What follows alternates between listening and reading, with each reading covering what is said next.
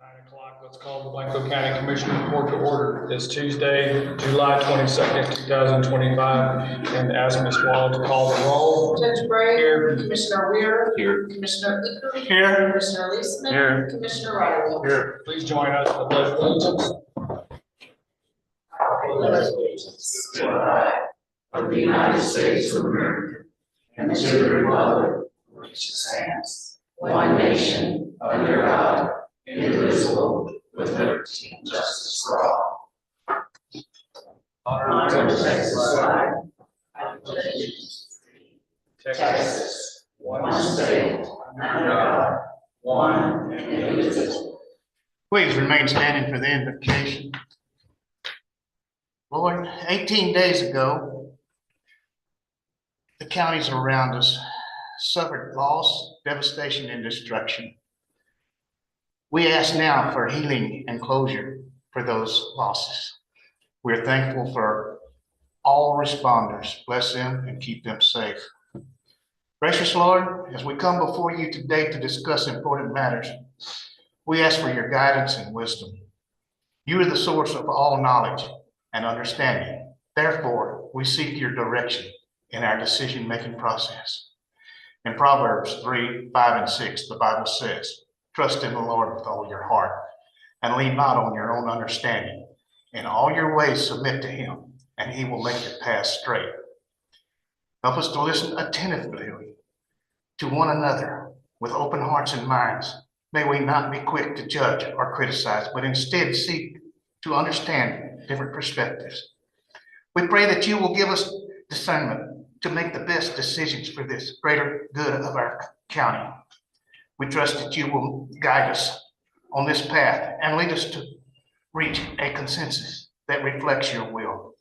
May your words and actions be guided by your love and grace. In your mighty name we pray. Amen. Amen.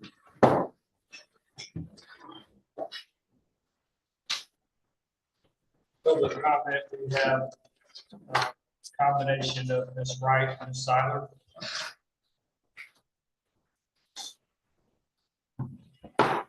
Morning, Commissioners. Good morning, Judge Gray. My name is Stephanie Wright. I'm the current president of the Gem of the Hills, and we wanted to come today to thank you personally for the vote that you took last week, or sorry, 2 weeks ago, your last meeting, approving the hot funds application that we put in. We wanted to thank you that as a nonprofit, we appreciate the funds and we appreciate your wanting to partner with us to provide the services that we provide in the community. So we just wanted to come and say thank you. Hello, I'm sorry I missed it last month or week, or time has been a blur. But again, we're just here for our agenda is a simple thank you. We appreciate the partnership with the county, and over 40 years ago, the gym was founded based on a combination of public and private funds. And here we're very excited today to say we're here to thank you because of the public funds and how you put your trust in us. We accept it in the spirit that it was given. We will use it to promote and bring to help enhance tourism in Blanco County. I'm also here to say that multi-funding is something that nonprofits have to do consistently and constantly. And so maybe people, in the overall scheme of things, your contribution is incredibly valuable to us. First part of the year, we put in a grant to redo our kitchen, and we were denied that grant for various reasons. A very worthy cause got it. But a private donor came forward and has donated funds to complete the kitchen, to completely update and remodel our very old kitchen.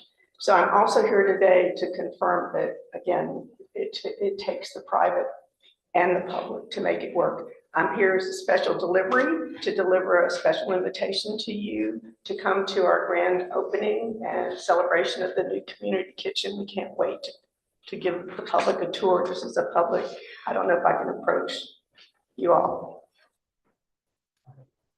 But thank you so much. And this is also a thank you note from last week that came back to us. So I'm delivering it as well. So again, that's our agenda. Simple. Thank you.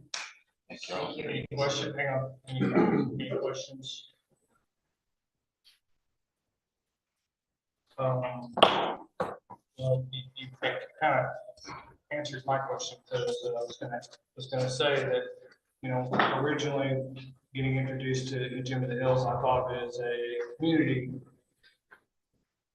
organization, community service, and then attending your 40th, I noticed your tourism aspects and was just gonna get you to confirm that, but you kind of already did, so Yeah. unless you want to say anything more about tourism. Well, I think that lots of people come to rent our pavilion and to rent the activity center. And so that's a place for people to hold all kinds of different events, celebrations of life, graduation parties, quinceañeras, all kinds of different parties. So Do you think when they do that and people attend, they buy things like it? I do. I think they probably come and they spend money in our shops. I think they definitely probably buy food, provisions if they're not already catering. Hopefully when they're catering, they're using one of our, one of the restaurants in town to do that. That's one of the reasons we wanted to invite you to the community kitchen, because we're going to be doing many things through the kitchen that serve just the community, but also people in the community can rent it at a reduced rate, because that is part of our mission, to provide a facility at a reduced rate compared to the commercial facilities around. And then they invite family and friends from all around. Thank you both. You'd already, the vote was already approved. You already got the money, so you didn't really even need to show up. So thanks for doing so. Thank you. We appreciate it. Thank you. Item 1 on your agenda is consideration of the July 8th meeting minutes. I move to dispense with the reading of the minutes and accept them as presented. Is there a second? Second. Commissioner Eager, discussion. All in favor, say aye. Aye. Opposed, motion carries. Item 2 on your agenda are line item transfers. One of which has both my signatures and requires your vote to ratify for, actually to approve, excuse me. The one is to ratify, and the one is to approve. Because we're crossing departments. I'd like to make a motion to ratify and approve the line item transfers as. Is there a second? Second. Commissioner Riley, in discussion. All in favor, say aye. Opposed, motion carries. Item 3, outstanding bills. I'll make the motion to ratify the bills in the amount of $12,925.03 and approve the outstanding bills in the amount of $456,834.88. Is there a second? Second. Mr. Riley, discussion. All in favor, say aye. Aye. Opposed, motion carries. Item 4, 1, 2, 3, 4, 5, 6 items regarding Light Spectacular, and Miss Bible is here to discuss them with us. Good morning, how are y'all tonight? Okay, so Rayette Bible and Liz Clark. Okay, so we're here today to discuss some of the planning issues that we have, lights overall. So starting with number 1, usually earlier in the season, we ask for overall permission to use the grounds of the courthouse. Well, obviously, we know the grounds of the courthouse are limited, but there are some items that we are trying to press on doing, but there's logistical obstacles that we need to talk about. So we are hoping to still have the parade, and the parade will be here in the downtown, coming down New Jersey, but done last year. The parade route is slated for the same route as last year. And now we have combined opening weekend just to one day is our initial planning, due to the fact that we won't have that big switch of turning the courthouse on for that draw. So we plan on having the parade and the fireworks all in the same day, of course, approval of the fireworks is in this ask. But the bigger planning problem that we need to look at overall is I know that the access to the courthouse is obviously off limits, anything to do within the courthouse. But we are trying to still get the parameter of the lights that are outside of the fenced area lit. However, that does require being able to get into our power plugs that are within inside the fence. So it would just be a matter of, running the extension cords that power the trees. There is also another group that is working on helping raise funds from outside sources to try to put some lighted animated figures on the outside of the front of the courthouse on the pecan side. But again, all of that takes us being able to get in there and stake down the cords. And if the tree lighting company is allowed to light the trees on the outside of the house, they're of course going to have ladders that might protrude over the fence and some of the branches. There's not that many that protrude over the fence, but we still need to have those lit as well. And so needing to see if we can pursue that to help the downtown area stay alive looking.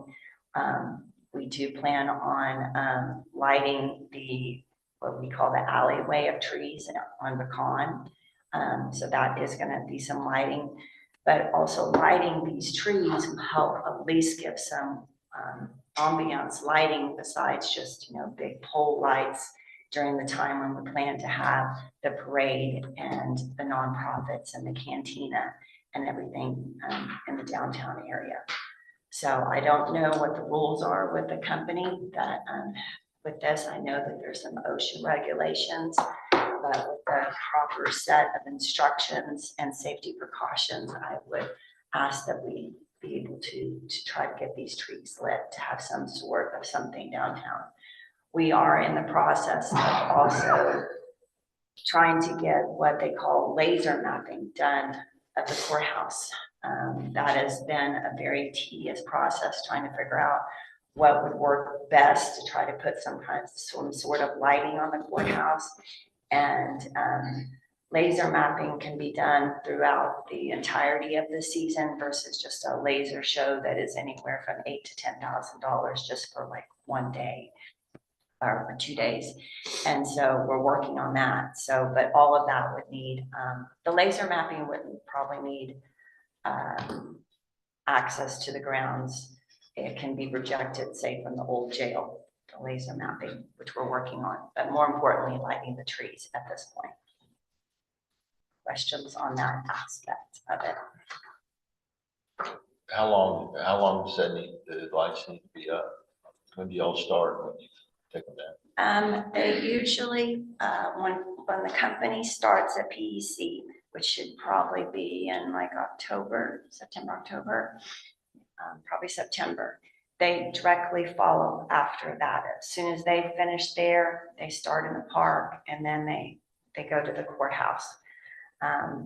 Usually they have it done within about 3 days when they come to do the trees. So it wouldn't be necessarily a long process of them having to go in and out of there. It would be just a few days to get those trees wrapped.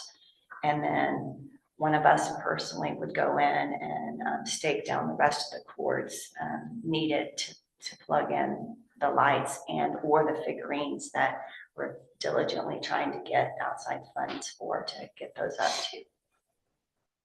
In all the years past, where you laid out the cords and staked them down for the months of November, December, maybe even some October, some January, how did we mow, or did we just, because it was the winter, we just weren't mowing? Just usually didn't mow. Once everything got staked down, or before it finally got staked down, there was one last mow done for the season. And generally that lasts for the entirety of the season. I guess we'll see what the commissioners think. I'm gonna look to Connie because she has discussions with the contractor sound that I'm gonna go out on him and say that I don't see why. I think you probably have to have, escort, if you will, from the contractor as you do your work. But I don't see any reason why if we can't get the cords laid and the plugs plugged in, and still qualify with OSHA and the contractor, everybody else that's involved. So, any concern on that? I would have to check with them again, because the last site superintendent said nobody was there. Well, Let's see, go back and approach it and see what they said. If they, now are we talking doing the big palm trees? Just the ones on the outside of the fencing. So the only access would need to be granted for us to go in and just take the cords on the ground. Of course, we need to get to the electrical panel. That is one thing, because the timer needs to be set and so forth, but Realistically, we need to take them down because nobody's gonna be on the grounds to trip, so it's just being able to get in there, plug them into the appropriate places, and You might have to wear a hard hat and be escorted. I'm so sorry, You Wayne. might have to wear hard hats and be escorted Not a in that problem. area for them to let you in there. Yes, we're aware that there's hard hat regulations. I don't know if there's any other clothing regulations, but just as long as we can get all those cords plugged in is what we're needing. I think we'll be able to figure that out. Okay, and to be clear, we don't have anything slated to put on the fence because they said OSHA regulations, you couldn't have a cord dangling from the fencing to plug something in. They didn't like that. This would be all ground based, not anything on the fence. It'd just be on the outside of the fence. And so, PEC's gonna wrap their trucks and stuff to be outside the fence when they're wrapping the trees. PEC doesn't do that. We have to hire a professional tree lighting service, and they are also familiar with the construction going on. And if we can do this and the company is allowed to come, whatever they need to do, if they're hanging over if the branch goes over the fence, we'll address that issue. But it is a professional company that takes care of those wrapping the trees. We need to clarify that that is, if I heard you right, that is not what the contractor told me or told me in your presence when we met with him. I thought the outside of the fence was fair game for display. It is, it's just, we still are making sure the plugs, we still have access to. The plugs can't hang on the fence, but the light displays can. Is that right? That's not what I took from it, but that is, we're definitely open for, We can, it's whatever we can do. I very much remember him saying, you can do anything you want to the outside of the fence.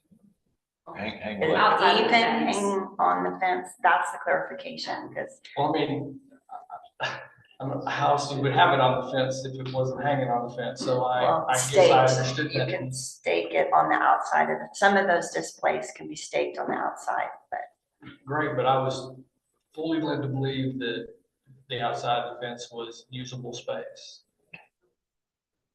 I'd be We'll get curious. that, we'll get that absolutely clarified if you like. I would like that very much so. I'd be curious to know if they would allow you to hang electrical, anything on that fence. Why not? Because it's a metal fence. Little fish, if it shorts out. Somebody goes up and touches the I fence. think that was also- the indication, and Commissioner Leisman may know this, as far as plugs on a metal fence. They don't hurt that bad. I didn't think so. Maybe the kids would stay off of the fence, but anyway, so if I could just get clarification on that, if we can't put it on the fence, we completely understand that part of it. Just being able to access the plugs to plug in everything is what we're asking for. And great, if we can put it on the fence. If not, we will somehow figure out how to. We have people here with more knowledge than me about this subject, and apparently it's a safety hazard that I don't recognize. So maybe we shouldn't put it on fence. So if we have these figurines that are trying to get funds raised, we would put the cord underneath the fence and attach it to our extension cords that we do every year. So that's one thing. And then item number C, we would like to go ahead and ask for approval. I know that the burn ban is for discussion and so forth, but to have the fireworks set off behind this annex as we have in the years past. Same place, same safety precautions, fire trucks, the area is blocked off, so people can't park behind there, all of the same road closures and everything is the years past. So that's one item that we're requesting. And then one of the bigger items today also is asking permission for the use of cypress on New Year's Eve. And that would entail, we are trying to put on a fundraising event to help us support ourselves for lights for the future years. And we've known for years now that we needed some sort of fundraiser. And this was a good year that we thought with a little less things going on during the lighted season that we were going to try this. And New Year's Eve sounded like a really good time. There hasn't been any sort of big New Year's Eve type of celebrations in years. In the past, locals have attended and had a great time. And of course, our marketing efforts would expand much further. And we expect to have out-of-town visitors that would be beds and heads. Do you mean the area Heads and adjacent to Cypress? Between here, this building and Cypress. So The it would parking area be, adjacent to Cypress and across Cypress, the parking area there, probably any other areas of county property. it would just be from the parking spaces on the north side, moving northward towards this building. And it would be an tented event. The tent is they're the type that they hold with barrels, so there's no stakes involved, but it's going to be like, I think, either 100 or 120-foot long tent. And so we are trying to anticipate for planning for about 200. And it would be a ticketed event, and it would have alcohol, adult beverages. And Once you get the court's approval, then you go and get the city approval, or you already got the city approval? it's all in this, it's all been worked. It's been, You want to take this approval over there and say? yes. Okay. So it has already been submitted in our event planning package for the city and talked about it in links. So we're actually pretty excited to put on this event and see what kind of money we can raise and have some people come into town, stay at the bed and breakfast and hotels and resorts and so forth. And I think it's a win-win. It's just New Year's Eve through New Year's. Just New Year's Eve. So of course, there's going to be set up ahead of time. And I know that y'all will need parking spaces over here. That's why we've suggested putting it closer to the courthouse lawn where the tent is. So we still have the freed up spaces here for parking to access this building.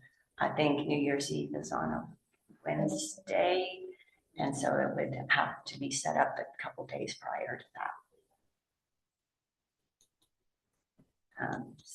And then the last item is the logistics. Hang on a Okay. second, make sure. So you're gonna have to set up a couple days prior to that. If the county is open New Year's Eve day.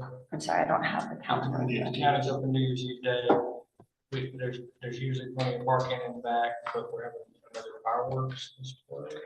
We're having a flight not on New Year's Eve. no. Not on New Year's Eve, so the county, so there's plenty of parking in the back. Yes. But we were mindful of making sure that there was still room for parking when we started setting up the tents. Okay. tint. Any questions about that particular event? All right, and then the last thing, and I don't know how to approach this, but there is a lot of items still on top of the courthouse that help us with the lighting when we actually get to hang the lights on the courthouse, as far as the wiring. You've probably seen it up there. It's not in conduit, it's just open plug wiring. We need to figure out a plan, how that's gonna come down so we can see. I mean, I haven't physically seen all of it. I've seen some of it being on the roof when we access the chimneys and so forth. But that power sources, the eaves, the chimneys, there's some of the cupola stuff up there. So how that stuff is getting down, how are we gonna get it back up? I mean, we have to get some sort of bid, how this is what the cost is gonna take for us to get it replaced. And also all the clips that we had put on the courthouse edges to hang the lights. How we're gonna do all that? Is that gonna be the company that is already up there while they're doing it? Or do we have to hire a third party while they're there? You know, it's a whole logistical thing, but also we have to secure funding for this, because that wire is not cheap, and getting all those boxes built, and for longevity, it's gonna take some funding for that. And like right now, I don't know what exactly is up there. I would like to possibly, if they can't take it down, maybe get some drone footage so we can see how it's laid out for a contractor to even be able to bid out what we're needing. So that is the last thing. How many boxes do you think are up there? There's probably 6 to 10 outlets. I know in the front part behind the eave, there's a whole grouping of different boxes and wires that you plug the chimneys into. Some of the chimneys just have regular extension cords that are run down to the boxes, and of course, all of that needs to be replaced. The cupola is being completely practically reconstructed. So it's a good time to be planning a proper electrical system. Yes, We're gonna do that. yes, exactly. So you might think about, you know, on how your lights attach to the facility, to the building, and, you know, kind of get a spacing, you know, so let's just say that, hey, I need a plug every 6 foot, or I need a plug every 10 foot. That way, maybe, you know, we can get with the contractor and get a proposal to do it and be done with it all at one time and get it done properly. So I pretty much don't know where the plugs are. They're at the corners of each of the building, the center of where the eaves are in the front, and then one on each end of the building. So there's probably 6 to 8. I'd have to really sit down and think about it. Well, but I mean, okay, so instead of running cords, as you mentioned, running a cord, you know, what would be ideal? You know, if we had a plug on each chimney, where you could plug in and wrap the chimney. If we're not even wrapping the chimney anymore, I don't know, but I'm just saying, you know, get your, let's just call it a wish list together, and maybe we can get a quote from our contractor. So while they're doing their work, they can just, you know, it'd be something that will be permanently affixed to the courthouse. So a wish list for the power, the power supplies for the top part of it, and then also basically the same clip system that we have. I don't know about that. I want to ask you about that this clip system that you have, that they're screwed in. They're screwed in with. The problem that I'm having with that is, you know, we're replacing the entire roof, and the metal that they're planning on using, I think, is supposed to be an upgraded type of metal to resist the elements, and drilling a bunch of holes in it, even at the very ends of the eaves, concerns me in terms of warranty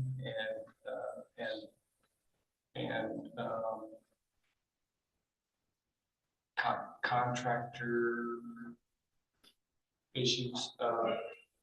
So I'm wondering if we can't find another way other than putting a brand new roof on the building and then start drilling holes all through. Back years ago, they had these metal clips that they used for years on there. And back, 5 years ago, when it came to Commissioner's Court, we were unable to find those clips where they were manufactured. They worked great, definitely open to having that again. It's just being able to find the right place. And there's a box of those up in the cupola. So definitely want to get those out of there so we can try to get them replicated. Because I see the point of not drilling into the new roof, but I also have to find something that's will match the being able to hold those cords that, swing, and they have to be a really secure fit. Maybe the contractor can look at some sort of fascia board below the drip line of the roof that they could secure to, or that we could attach permanent clips to, that might work. Definitely open to any of those suggestions, whatever works for the longevity of the roof, the warranty of the roof, but it also, again, funding, they might be $2 a piece. I don't know. I don't know what, sometimes when you have to get a CNC to manufacture those, they have to make a programming to get those made. So I don't know, but I would like to have those down so I can put my eyes back on them again. We have this discussion many times, and I thought that would have already made it to you, but I guess we'll ask again so that maybe you can, it's just a box. It's a smaller box about this big, I believe. I'm going by what Orville said, because he's usually the one that goes up there. Yes, I've been up there, but I don't remember the box. He clearly remembers it, but it's up there. No, I haven't heard any updates as far as any of that stuff at all. Okay. Which might not work on the new roof system. It might be take a different style Maybe so. than what they used on the old roof. I guess it's depending on the guttering or whatever, how that attaches. So, the gauge, knowing the gauge of the roof that's going to be used, what the edge is going to look like, the drip line, what it's going to look like, so we can find a solution for hopefully next year to have them put up there. And I think I skipped over one thing, the alcohol sales. We do plan on having what we call the cantina for that Saturday, and that would be, local wineries, breweries to be able to sell the alcohol. And last year it was on G, but since G is kind of tight over there, everything is going to be rotated to the front of the courthouse as well.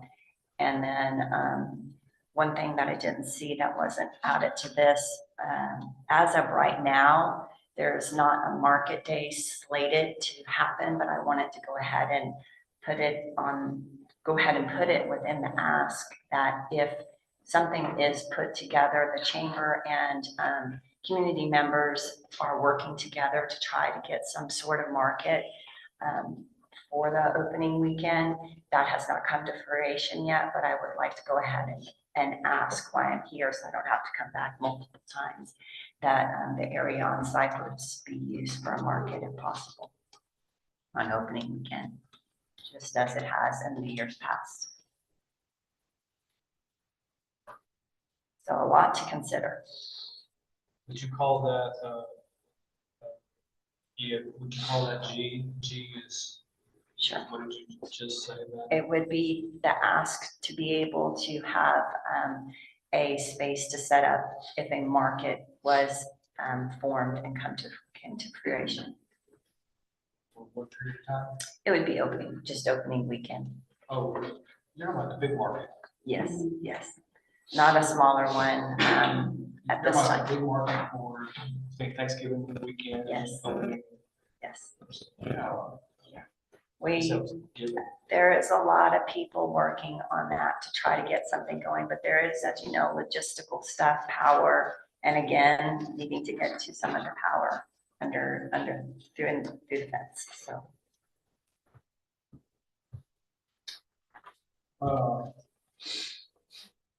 The roof replacement doesn't appear to be on the schedule until about next June. Let me know. Okay, well, that would definitely give us, figure out the electricity then. However, and I don't see it on there, so I don't know the exact timing, but there's going to be scaffolding all around the cupola. And I don't know what that might or might not do to your laser projection.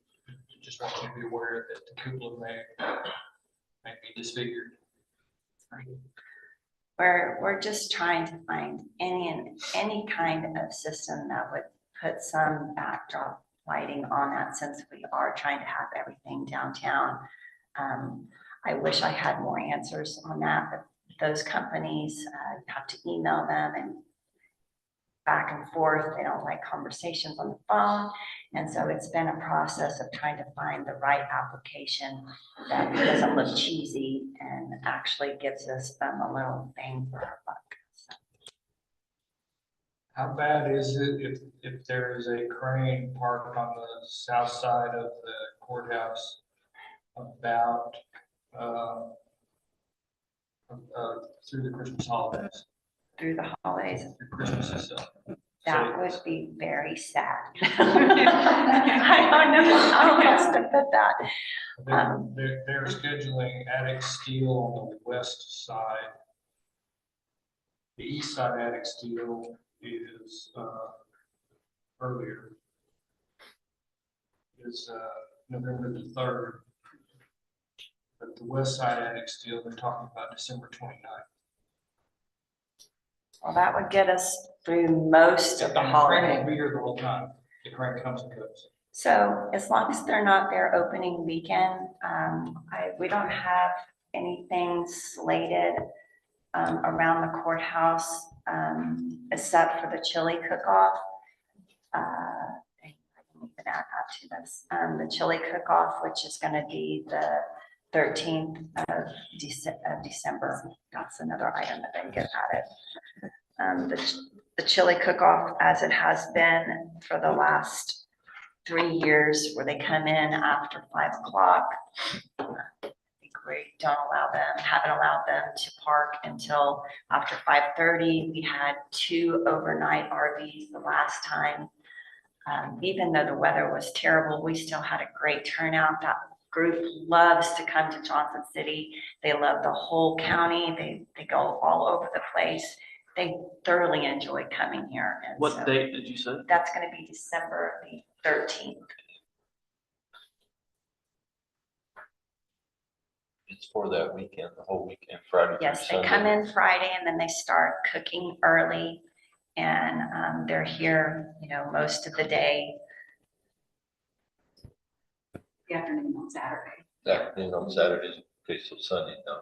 Nothing on Sunday. They are instructed that they leave the premises by 11 o'clock on Sunday. Liz, KLOC. So I've got, I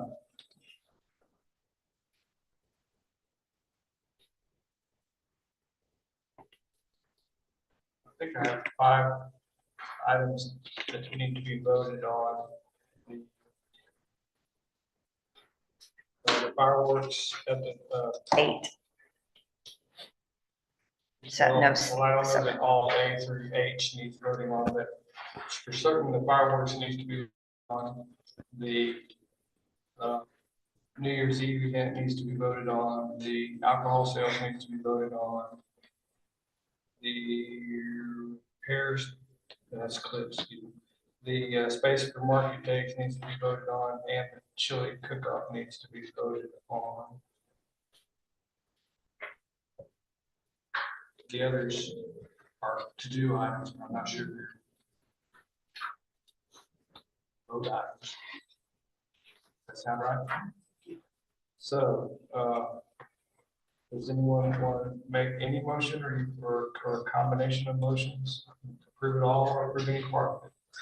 I'll make a motion to authorize light spectacular events around the courthouse square for the upcoming holiday season, to include the fireworks at the North Annex, the New Year's event on Cypress Street, alcohol sales, market days, chili cook-off, and also for the light spectacular to work with our contractors on the logistics of getting access to the grounds and the perimeter fencing of getting the lights wrapped on all the trees. Is there a second?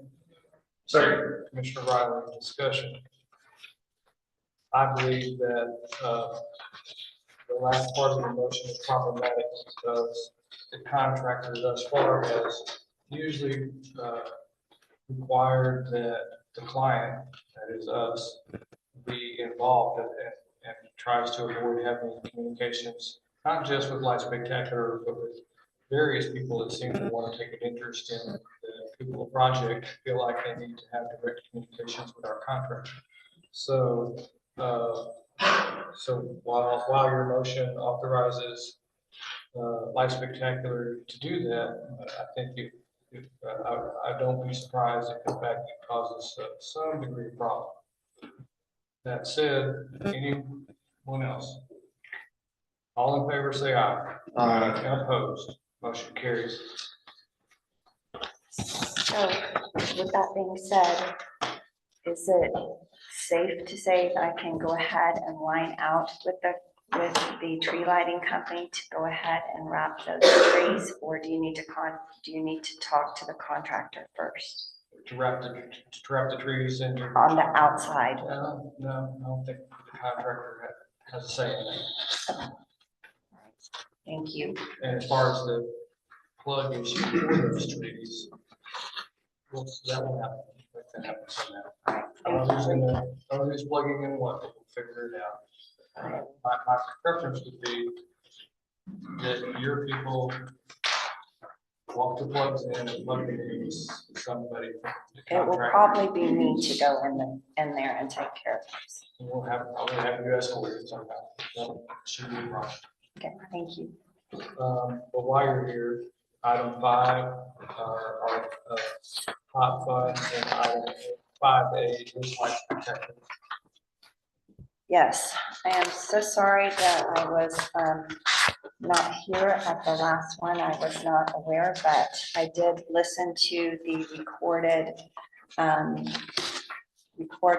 comments and questions and so forth after last Commissioners Court. So as you can tell, we have asked for a significant amount more in hot funds this year. And so various reasons for that. Our projected donations are usually around $65,000. With the courthouse not being lit, some of the economic impacts over the last year and a half, 2 years, donations have been down. And unfortunately, I'm not sure that we'll meet that donation budget this year. And that's one of our biggest concerns.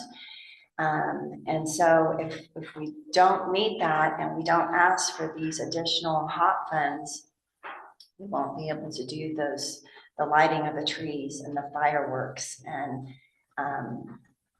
also starting with this fundraiser. It's all heads and beds situation. And so that is the large increase in the number. That's a one-time, you're asking for it a one-time. We're asking for that this year, one time, yes. Will I come to you next year for hot funds? Yes. Do I hope it's this much again? No. But just with all the circumstances surrounding all of those things, and like I said, we're hoping that this fundraiser will give us a good chunk of money to also help with the projects. And we have also some of the money that's coming in on these donations, if we're not, we are going out for grants. We have not been granted grants right now. We still have to replace the lights on the courthouse. They are past their years. And so the minimum to spend on those that will have to come out of these donations if we don't get the grants is $10,000 just for the panels. That doesn't include any of the new hardware that I was talking about that goes around the top of the courthouse or any of the extra lights for that area. This is just for the swags and the panels. And there's already been a 7% increase in pricing since we got it bid out. So Is it fair if I say that what you're asking for is almost like a disaster relief? That's not the same as a county disaster, but the situation here is disastrous. Apparently, the way you describe it is disastrous for the Light Spectacular. well, it's not just disastrous for Light Spectacular as an entity, as a whole community event, businesses, nonprofits. There's not one thing in town that it's not affected by. Even the tire shop, somebody breaks down, they have a major tire, something or another, they can't get it till Monday, they're gonna have to stay here. So it's helping the tire, but the grocery place, the convenience stores, the restaurants. So yeah, it's kind of a disaster. It's been a disaster to try to plan this for sure. So it's a disaster in my mind, but also as a business owner, and there's other business owners here in town that could say the same thing. It's going to affect our hot taxes.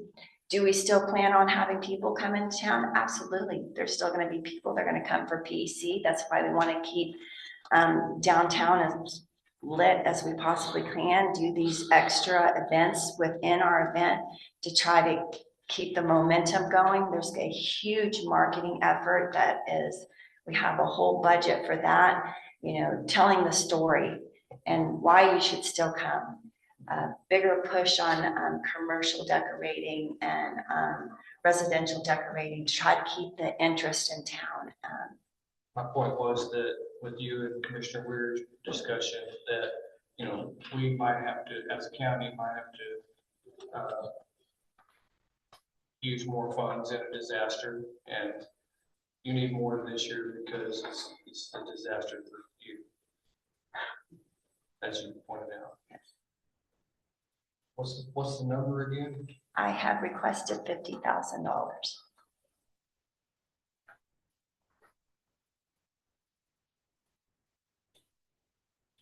So my question to you is on this, on your 2025 budget, with that $50,000, that gives you, if you was to get that total 65,000 in donations, and I know that's but that gives you a profit of almost 17,000.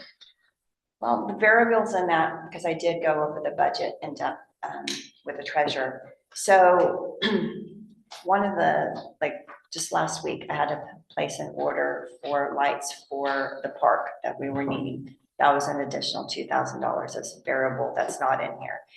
Another variable is if we don't get that $65,000 in donations. And then also the laser mapping hasn't been put in this budget because I don't know the exact cost of that. So there's variables in there that $16,000, and some of it needs to be put towards the marketing effort. Like I said, the marketing effort, it actually has an $18,000 budget. And we're going to request from the city $7,500. That's about average what they give for marketing materials. So we're going to be a shortfall there. So there's margins there that why that $16,000 is there. If there's anything that comes up that's more, then we're going to be out of budget and we won't be able to meet the budget. I'm given to hear that the laser mapping, the firms in Austin, San Antonio that do that, something like this is pretty big gap, somewhere between $10,000 to $30,000. That sound about? It's about $10,000 is what I've been. Depending on how Elaborate. Yes, Fancy. how elaborate it is. It, like I said, it's been a process trying to find the right company. Some are from out of state and then they had all these operational costs of flying people in and this and that. So had to switch gears to find a more local company to do it. And When you say buying lights for the park, what park? Memorial Park, The city park?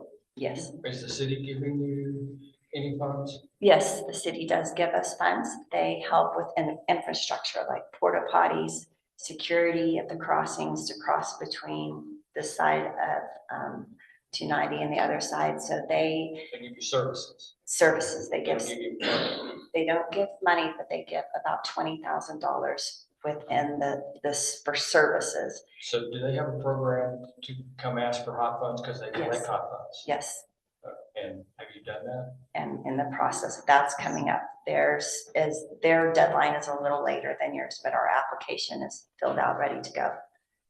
And you're asking 7,500 from them? Yes, they have a much smaller base as far as hot tax. Most of the larger entities are countywide instead of in the city.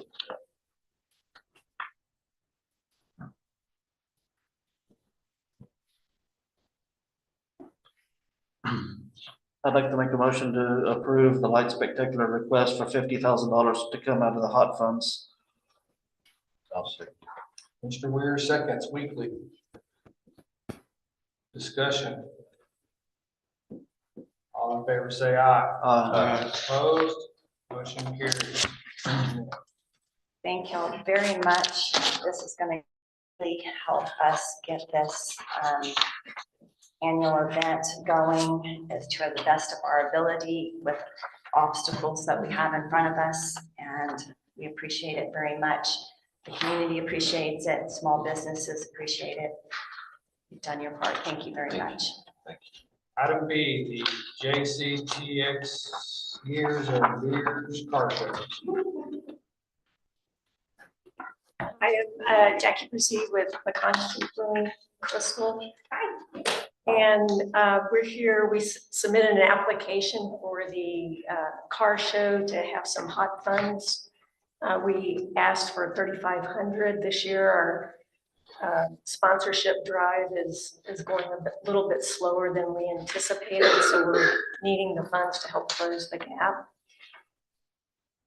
And currently our budget is around 6,700 to put on the show, and that entails paying for the band, which also does the sound system for us, the t-shirts, and also all the other like trash cans and porta potties. I don't know, I don't think I do, but I don't know that the commissioners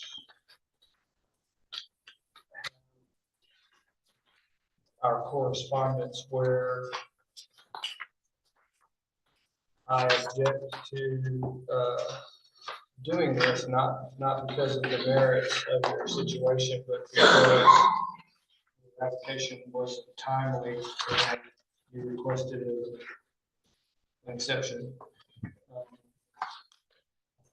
And I agreed to put it on the agenda so that we could talk about an exception. And I explained to you how I feel about that, that as much as Pecan Street is a valuable presence on the square, and as much as Beers and Gears or Gears and Beers is a neat event, I have concerns, and the commissioners can decide what they want to do, but I just have concerns about doing it once. Will be the whole idea of establishing the February 1st and the July 1st deadlines was to be able to have some ability to manage the hot funds and know what we have and know what's available. We have an orderly process for dispersing it. But that said, I did put it on the agenda so we could discuss. And now's the time for you to tell us. And it's 3,500, right? Yes, sir. So coming on the heels of 50,000, that's pretty good. May I address the timing a little bit? The reason that we are asking for the NCI exception is that originally we went before the city in April late March, April, and there was a conflict with the Jazz Fest that the city had put on. Because of the amount of spaces that are needed, we weren't able to get to the number that made the event work. And so we canceled the event for this year and it sent out cancellations and told everyone we were canceling it. I'm a member of the Small Business Association that we recently started in Johnson City. In that meeting in June or late May, I announced it to the Small Business Association that we were no longer having the car show. And there was a lot of feedback that it was detrimental to local businesses and to tourism. And so we went back and worked with the city on a different date.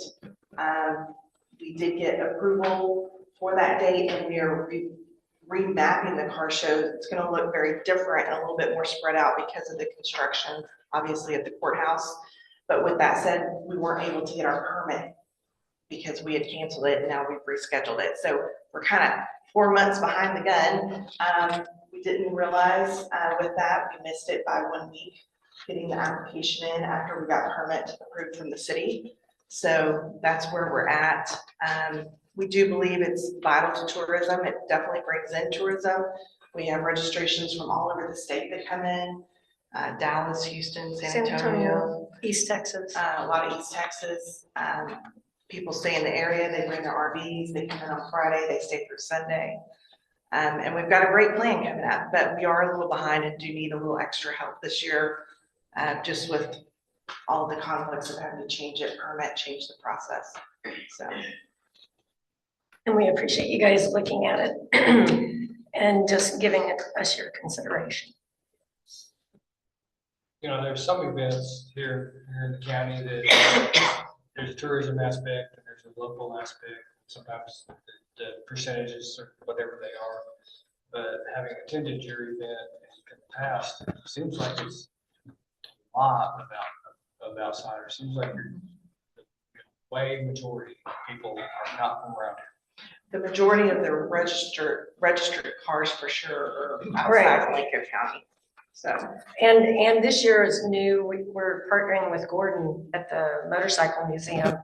And I'm working currently with Cowboy Harley out of Austin and San Antonio to bring their motorcycle clubs in for this event. So we're even gonna expand out. We feel like more people outside of the county to bring them into Johnson City. If the commissioners have any interest in this, can you represent that you'll tell the next person that wants to get an exception?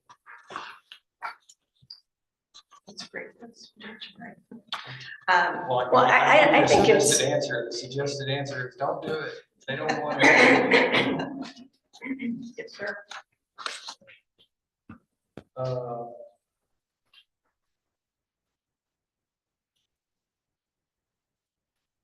I make a motion to approve the $3,500 hot funds for the Johnson City JCTX Beers and Beers Car Show. Is there a second? Commissioner Riley, discussion. What are you using 3,500 for? The band and the t-shirts. And how much are t-shirts? The t-shirts run about $2,500. We're buying over 250 shirts. So we give a shirt away free for registration. Small Business Association. here in Johnson City. And that's different from the Chamber of It Commerce. is, it's much more relaxed. It's not a dues, it's literally just about, I think there've been 15 to 20 of us that are meeting monthly to discuss events coming up, how we can partner and better leverage each other's businesses to help promote tourism and events. Isn't that what the Chamber is supposed to be doing? The chamber is working with us. There's a lot of the chamber board members that are a part of that group. So we're trying to bridge the gap of how we're communicating for those people who aren't chamber members. Yeah, but I don't see a Dell or an IBM anywhere in Johnson City, so it seems like every business is a small business. Yes, yes. There's a lot of us. It's been a very positive thing. It's been the chambers working alongside them. And I think it's also helping with the relationships in the past between the chamber and small businesses in the area. So. Motion's made and seconded. All in favor, say aye. Opposed, motion carries. Thank you. Thank you very much. Let's make people follow the rules. Yes, yes, sir. Thank you. Item 5, a couple of weeks ago, the Capillary Council of Governments presented to the various cities and counties in the 10-county region a proclamation to support emergency management awareness. And the discussion was to the sensitivity of doing this right now with the July 4th disasters and whether or not it's good timing. But the fact is, this is a national effort. August is being declared the month all over the place, even where there were not disasters. And so it's just coincidental that is being brought before you at this particular hard time in Central Texas. But it is in order, I did put it on the agenda and still brought it before you because I'm sure Blanco County wants to support the national effort and no point in getting out of sync with the national effort. So August is still being proposed as Emergency Management Awareness Month, and hope you have a motion. I move to authorize the county judge to sign a proclamation declaring August 2025 as Emergency Management Awareness and Appreciation Month for Blanco County. Is there a second? I'll second. Commissioner Eager, discussion. All in favor say aye. Aye. Opposed? Motion carries. The next item is, was put on my request, and you'll notice it says conversation. Basically, probably gonna be asking Commissioner Leesman some questions, but the reason for the item is that I am receiving, maybe you all are too, but I am receiving inquiries from CBS News with questions like, does your county have outdoor warning sirens?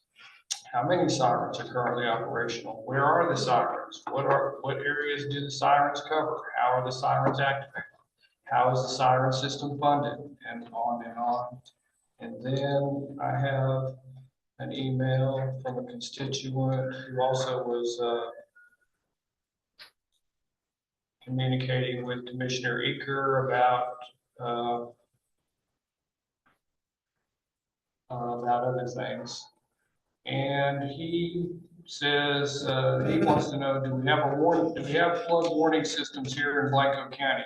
We have 2 rivers that traverse the county and several creeks that are known to rise rapidly when heavy rains fall. Please assure all of your residents that what happened to our neighbors in Kerr County cannot occur here. Thank you.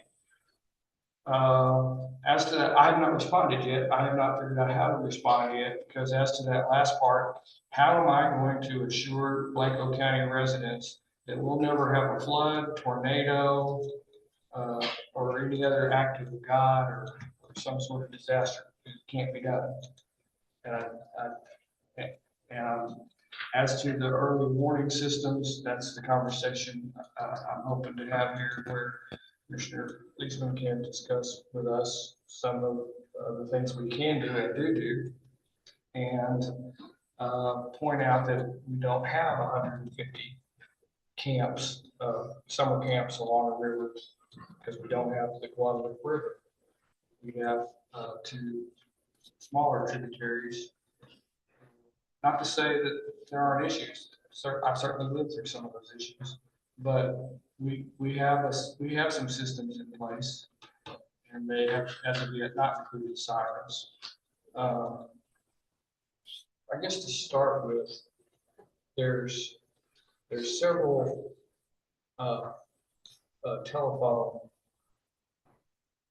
tools that you have, and for example, let's just say a child wanders away in a very rural part of the county. You have the ability, do you not, to draw a geographic circle of, let's say the child's 3 or 4 years old, and we don't know how far a child can travel within an hour or two. So you can draw a geographic circle and notify people in the area about this missing child. Right? Correct, You've done that. many times, And child or adult. And that system uses landlines. It does. Does it use anything else? You can register your cell phone through warrencentraltexas.org, and you can locate your home. And you can also locate, you can have multiple addresses. So let's just say that your mother lives on the river and you want to monitor where she's living as well. That phone would be notified in that location as well. And that's a voluntary system. That is. Anybody along either river, any creek, any place, really, right, in Blanco County? Correct. Can register their phone on Warren Central Texas. Anywhere in the county. And we recommend it because basically, maybe it's not a flooding, maybe it's a fire that we're dealing with. So that might not be based upon the river basins.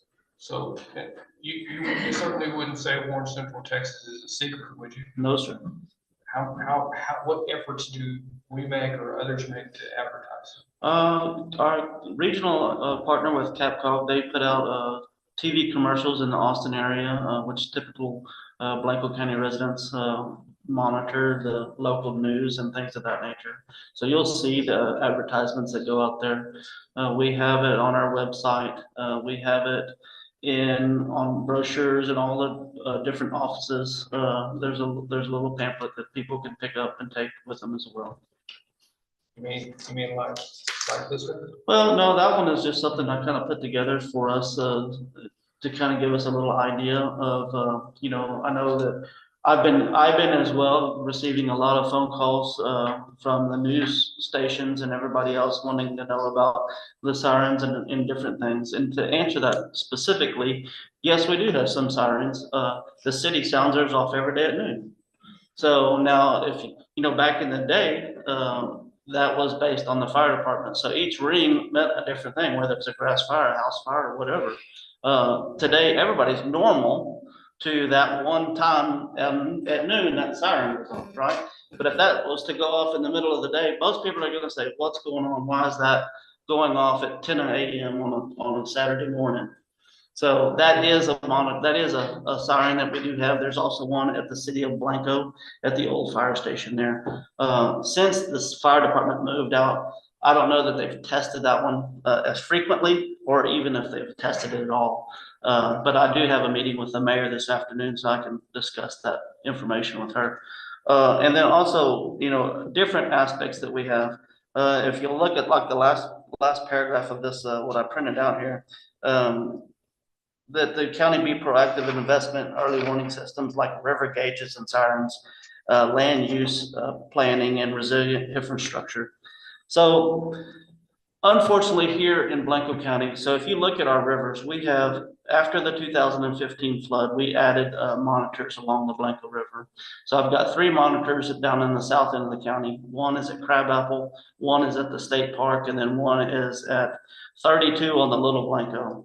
Those were our locations that we determined. Now the Pedernales, you can really watch that one. That one's great because it's based through LCRA, and we all have access to LCRA Hydromet on the internet. And we watch when the water hits Fredericksburg, when the water hits Stonewall. I know I've got a good 3 hours to 4 hours before it hits Johnson City.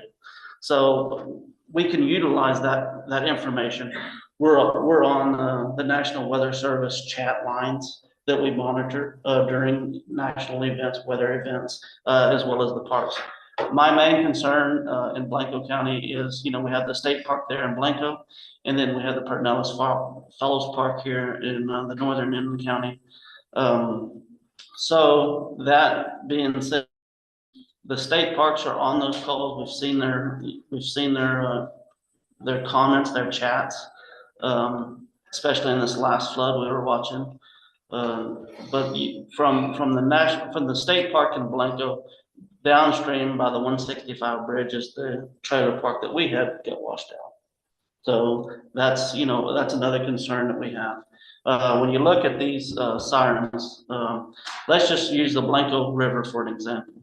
If I was to put a siren in the city of Blanco, that is gonna travel approximately 1 mile.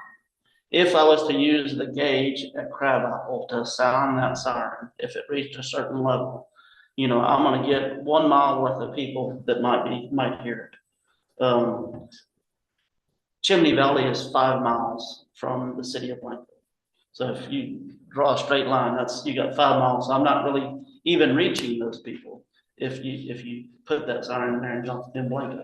Let's come back to that in a second. You have another tool that you use very sparingly, part of a national system, in which people that didn't bother to sign up like this should.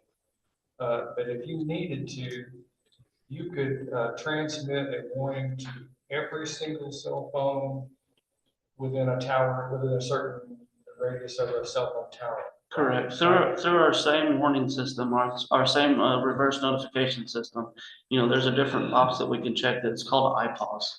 So, and what that does is that reaches everybody that is in that geographical area of the tower. So it pings the tower. Anybody that's affiliated to that tower is going to ping their phone. So you don't use that on minor or moderate emergencies because it can create some set of problems, right? Correct. Like what? Well, the general public, let's just traffic jams. If you have a Panic. right, panic mode. But in major massive events, you Right. have the ability to tell everybody, even if they didn't Correct. sign up, to get out. As long as they don't have, and that's another downfall is people turn their notifications off on their cell phones, right? Because not a lot of people want to hear that notification go off in the middle of the night or whatever it is. So as long as they don't have, all their, if they're not turning those notifications off, yes, it will ring their phone. And the other thing you can't control is if they literally turn the power on to the phone. No, sir. Or if they don't have cell coverage, if they don't have coverage in that vicinity, which typically in Blanco County, we have pretty good coverage throughout the county. Sometimes Verizon's a little bit better than Sprint. So that's, depending on exactly where you're at. I haven't been down to the Pedernales Falls and try to get on my phone. I've done with a radio, but not with my phone. So I don't know exactly the phone coverage, the cell coverage you have at the Pedernales Falls. Mr. Woodring, do you have any idea? Cell coverage at the falls? Cell coverage at the falls? Slim? Josh was saying no. Okay, yeah. So going back to the 2015 flood, which we later determined was a 500-year flood event. And back then, you were hearing the same thing you hear today called a rain bomb. And back then, we in Blanco County received a rain bomb in our lower river basin, the Blanco River. And but we didn't, and the RV park that you were referring to the east of the city of Blanco, which was destroyed. But we didn't lose life. My recollection, it got close and a lot of people had to wade through some pretty high water to a barn uphill and be saved by maybe the Texas Guard. But how did you play any warning part in that? Because you were standing on the 163 bridge in the city of Blanco when it started happening. No, at that point, at the 160, when I called you that night, I was at the 163 bridge and I was watching game wardens trucks and Texas Parks trucks float down the river. So there was no access across there. So, no, it was more of a internal, people just paying attention to their surroundings. Now, in Blanco County, I can't remember if it was 3 or 4 people that died drowning in the river. But if I'm not mistaken, each person that drowned in Blanco River as a result of that flood went around barriers and drove into the flood. drove into the flood. Each one of them drove into the flood, whether there was a barrier there or not. One of them was actually downtown, the city of Blanco, inside the city. It was on a creek. It wasn't even in the river. They did that. We know of another one that was out on 165 that went in.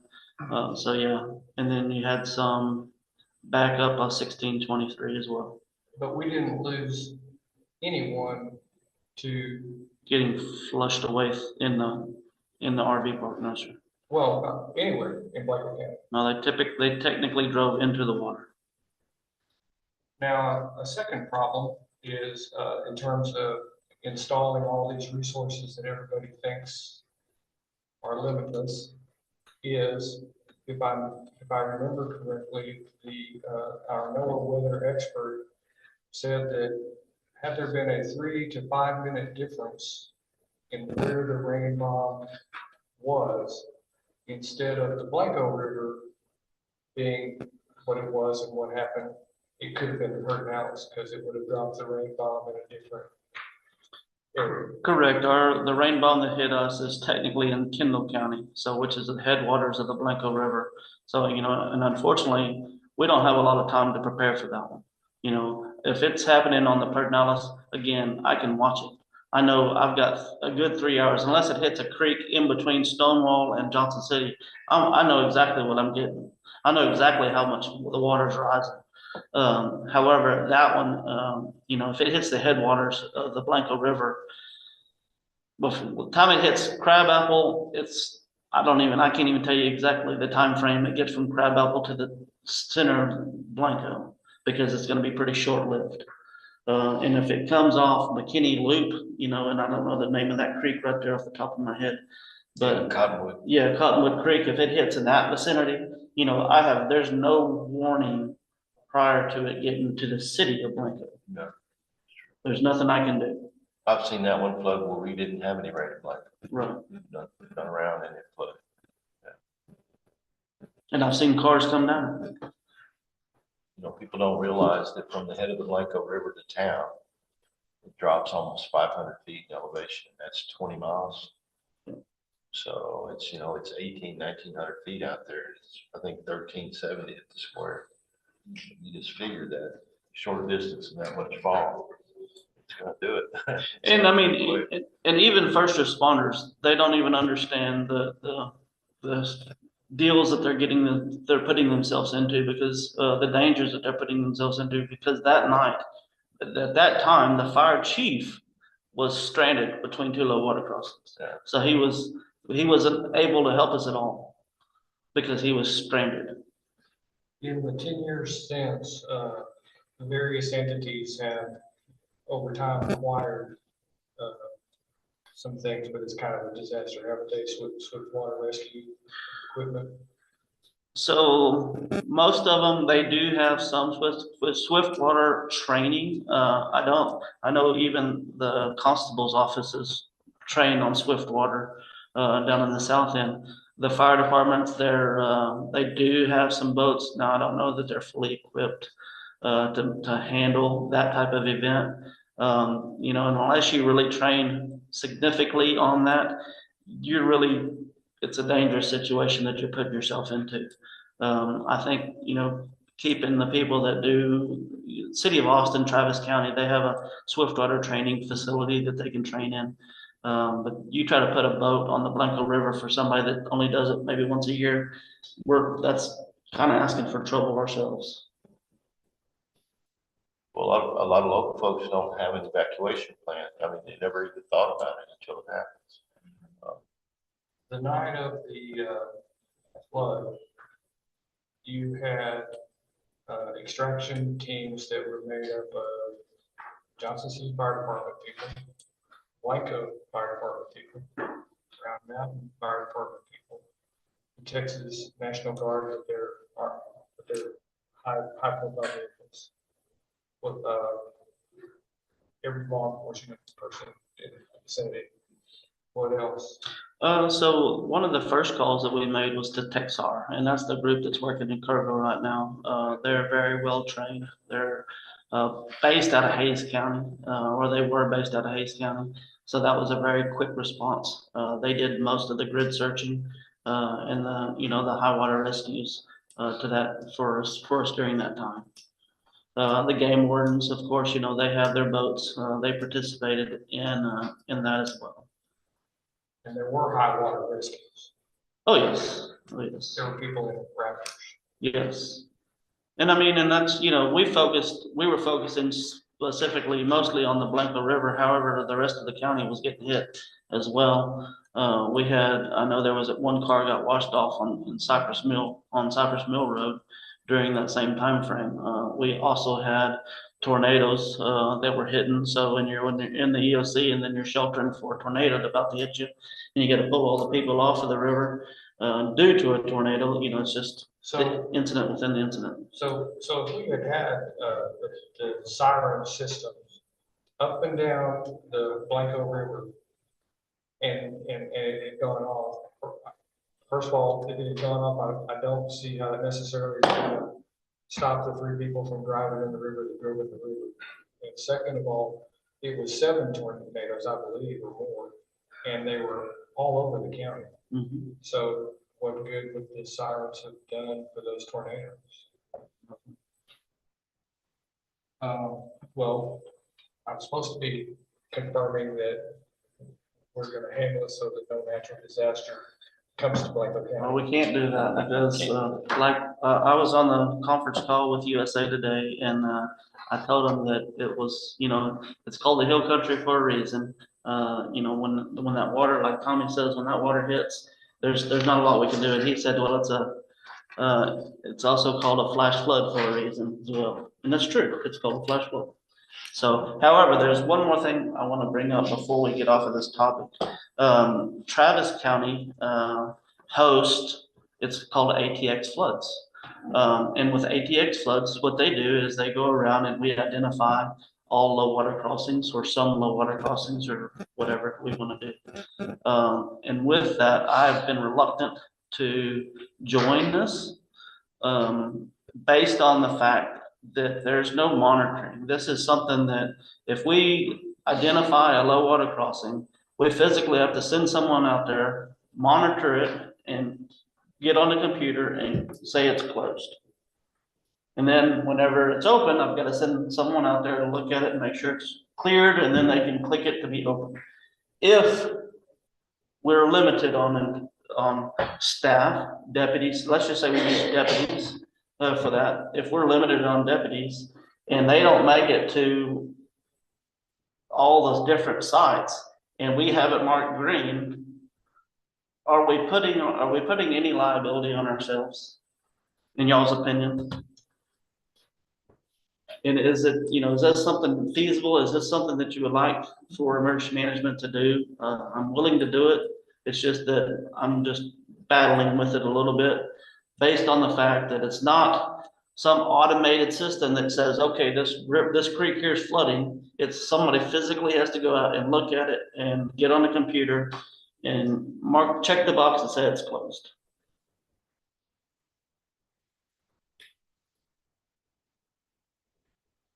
What is y'all's thought process? I know that Road and Bridge is out there a lot of times. I mean, we've got our crews out there monitoring it prior to it going over the bridges or we barricaded them knowing that it was coming, in a short time. So you could get feedback from Road and Bridge also, I believe, depending on, I don't know how you do that in real time. So Chimney Valley, I got 4 places you have on one road. Yep. You can't get them. Well, maybe because you introduced this by saying you can identify it, that you have some flexibility in what you identify. Right. I don't have any of them identified. I mean, basically, I can send in GPS coordinates and we can do each one. I'm understanding you to say that we could pick the worst ones. We could pick significant ones, something to that nature. Mr. Woodring, do you have any opinions to that?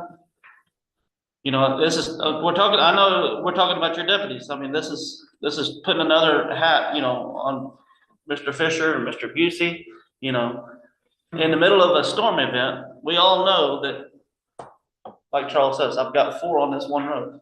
The first one's flooded, and the last one's flooded. I'm assuming the two middle ones are, but Yeah, I mean, there's no other call, but there's gonna be calls, there's gonna be wrecks, there's gonna be, because of the situation, pretty much on at the same time, so. You always depend just on that. You're not gonna be able to get some of this road, you're not gonna be able to get to Chimney Valley.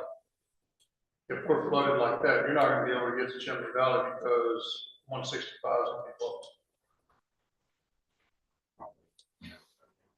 That's bridge. At Middle Creek and it's, tell you how, what I call Reader's Creek, I don't even know the name of it. So you're not even gonna be able to get to Tejas Trails Cox Road or Chimney Valley. Even if you go all the way back around the other way, you're gonna get caught. You're gonna get caught in Middle Creek. I watched a guy from Kerrville that was in the sheriff's department. He described it as dry islands. He said the area out there, someone might live on the river or live right off of it, but they can get off of that, but all the creeks around them are flooding at the same time, so they're trapped on this island with a group of, other neighbors.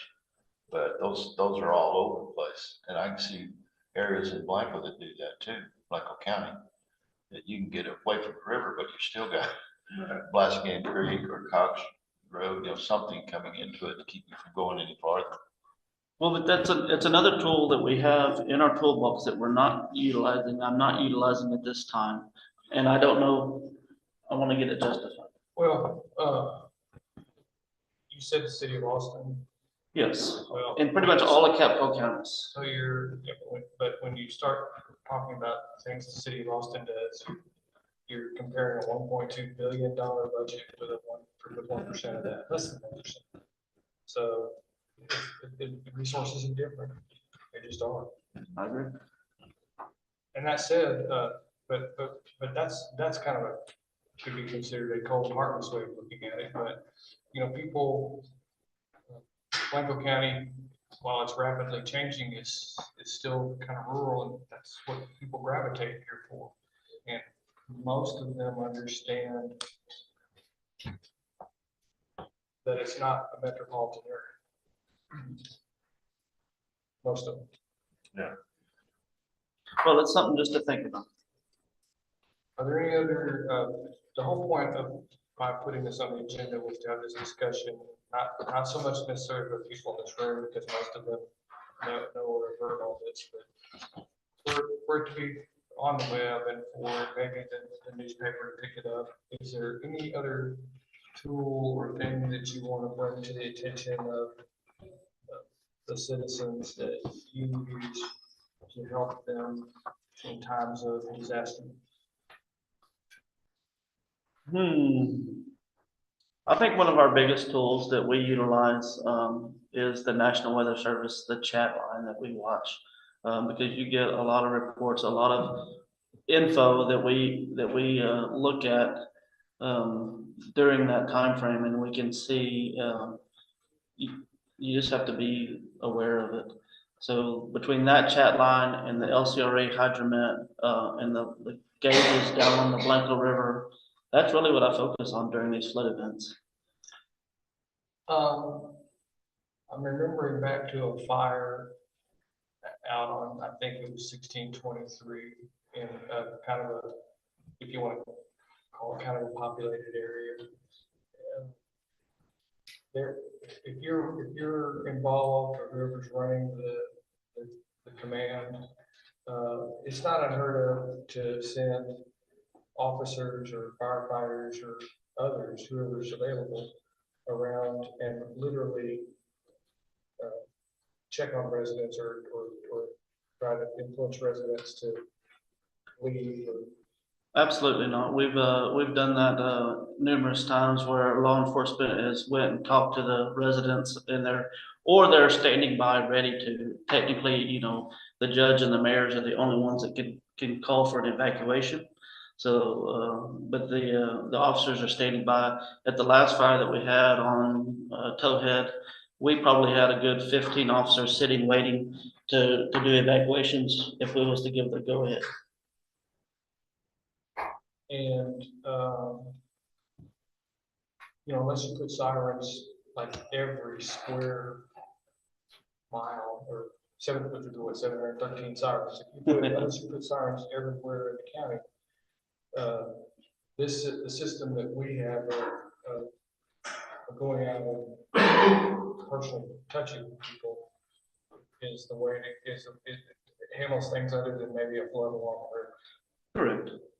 Yeah, between that, physically going door to door or using our reverse 911 system to notify the general public of the threats that come through at their door, you know. And speaking of tools, having the Starflight helicopter usually closer, one of its unsung capabilities is firefighting. Absolutely. In fact, that fire I was talking about on 1622, it may very well have saved firefighters, right? They got surrounded by fire. Firefighters and houses. It saved houses. And what's the biggest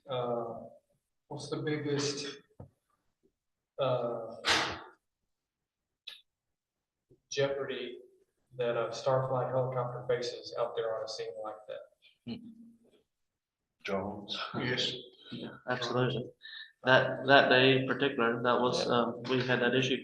However, I did know or note that there was an accident in the Kerr County, incident with a drone hitting a helicopter, and that drone was a privately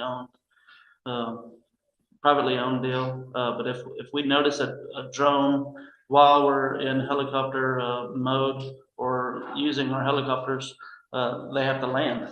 So I'm landing a helicopter, $2 million helicopter, because you have your $200 drone in the air.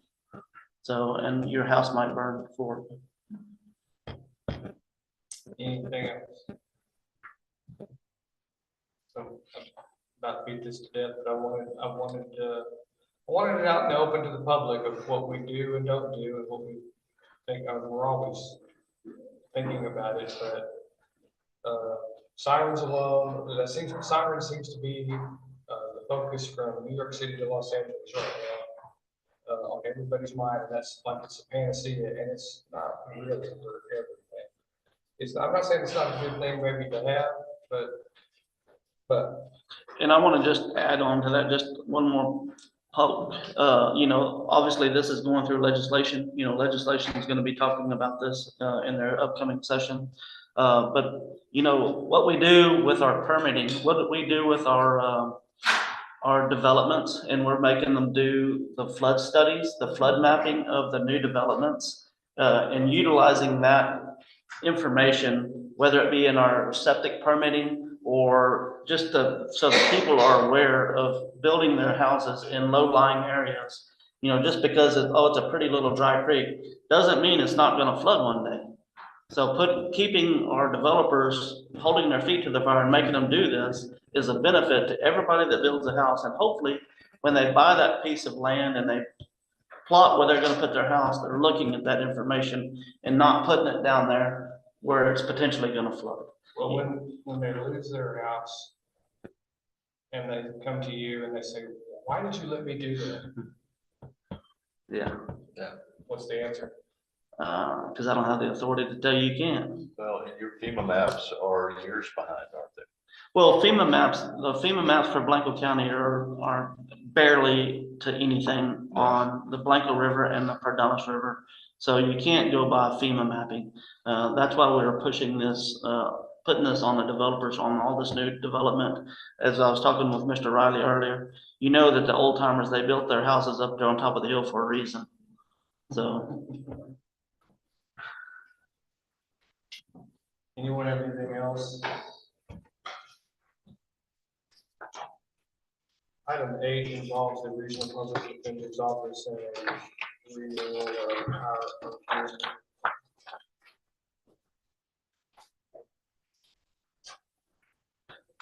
I make a motion to authorize the county judge to sign the interlocal agreement with the Regional Public Defender's Office for court-appointed counsel for indigent defendants. Second, Commissioner Riley, discussion. All in favor, say aye. Aye. All opposed, motion carries. Item 9.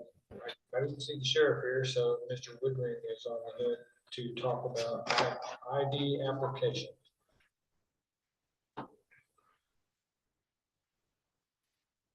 This is just for a month, it's free. ID Core is an investigation tool. It's for fraud crimes, helps us get financial information. It's just we're just testing it out. 1 month Yeah, free trial. free trial, yeah. Okay. It's a software program. It is. And you put it, I mean, who's got access to it? It'll just be the criminal investigations. Okay. Get information on suspects, and also it has LP readers, where we can also track cars. So it's a tool for the sheriff's department. Yes, it is. In 1 month, the commissioners court will be closing in on approving the budget. How's this free trial gonna coincide with that? We've already put the monies in the budget for this. It already is. It's already there. We're gonna try it now. In the event we decide we don't like it, well, then we'll remove those funds. So this is just about the agreement Yes, sir. for the trial. Yes, sir. Questions? Move to, authorize the county judge to accept and sign the ID application for subscriber agreement for 1 month free trial with ID. Is there a second? Second. Commissioner, your discussion. All in favor, say aye. Aye. And opposed? Motion carries. Item 10, the jail inspection.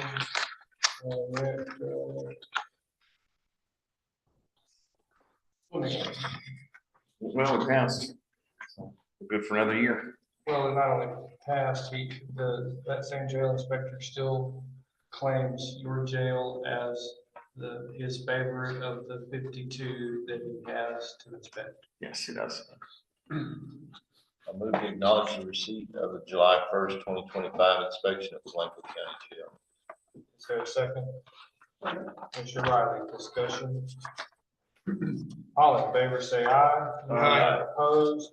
Motion carries. Item 11, interlocal cooperation agreement with Blanco ISD. This is the renewal. for the SROs. This is the renewing the contract. Right. It's a renewal. Yes. Blanco. Yes. Authorize the county judge to accept and sign the interlocal cooperation agreement between Blanco ISD and Blanco County and Blanco County Sheriff's Office. Is there a second? Second. Commissioner Reaper, discussion. All in favor, say aye. Aye. Opposed? Motion carries. And then the next one is an interlocal regarding Johnson City's ISD. And this is the first, This is the first. It's brand new. Sir. and it's modeled after Blanco.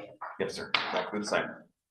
I move to authorize the county judge to accept and sign the interlocal cooperation agreement between Johnson City ISD, Blanco County, and Blanco County Sheriff's Office. Is there a second? I'll second it. Commissioner Weir, discussion. All in favor, say aye. Aye. Opposed? Motion carries. Item 13,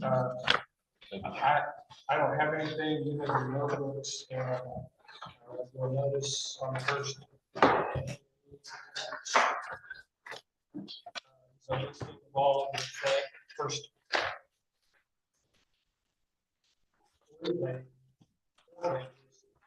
Listing of all of the items that have been adjusted based on the workshop discussion last time.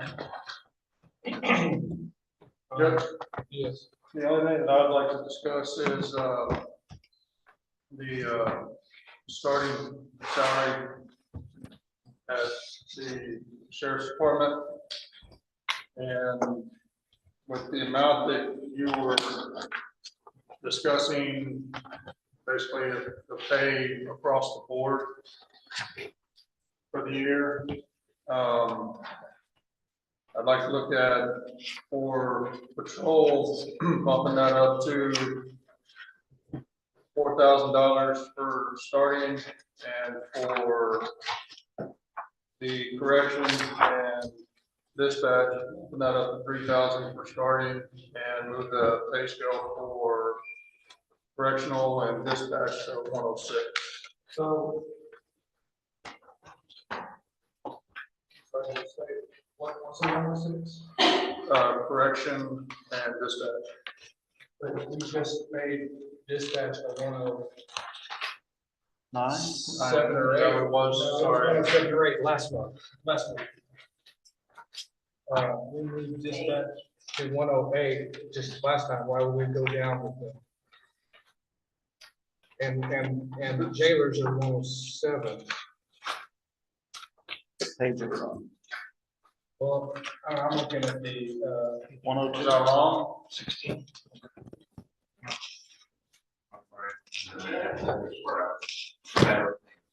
Okay, so, sorry, let's take out the pay scale. all right, let's go back to your comments about the minimums. Yes, So let's just say somebody's making the minimum today. right, And let's say that you agree with my proposal of $2,600 raises across the board for everybody. Right. And then you want to raise the minimums more than to 3,000 or 4,000, which means they're under the minimums again, so they never get off the floor. so what I'm trying to do is, at that point, the sheriff's department can make up the difference with Senate bill. Yeah, I agree with that, but my point is, I'm trying to get people off the floor, and so, Ms. Harrison, I don't know which page it's on, but. 102. 102. I'm talking about in your first three, isn't the $2,000 that I'm proposing to increase the minimums by in your pages? Well, anyway, I'm proposing a smaller amount than the $2,600 raise for existing employees, but an amount to move the minimums, the minimum pay scale in conjunction with inflation.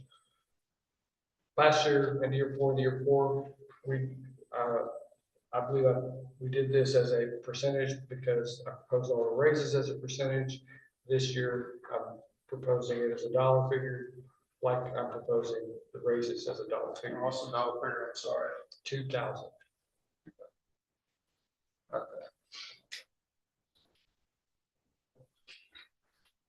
And that would be across the board on all the pay grades.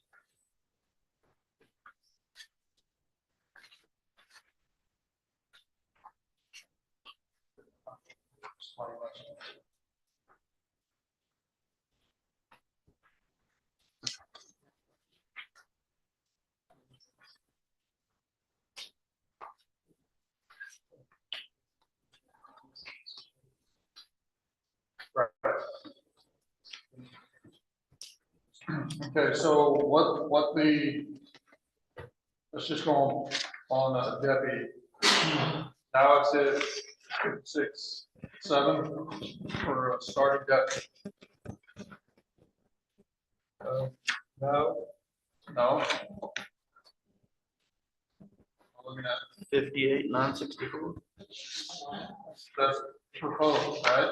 no, sir, that's, yes, the proposed minimum with the new $2,000 added. You are correct that today it would be 56,964. Yeah, okay.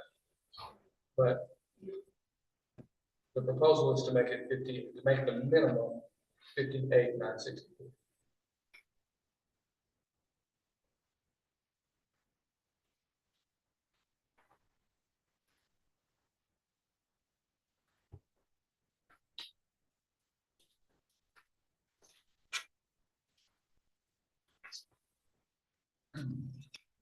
And understand two things, or at least I understood two things when I made that initial thought for a proposal.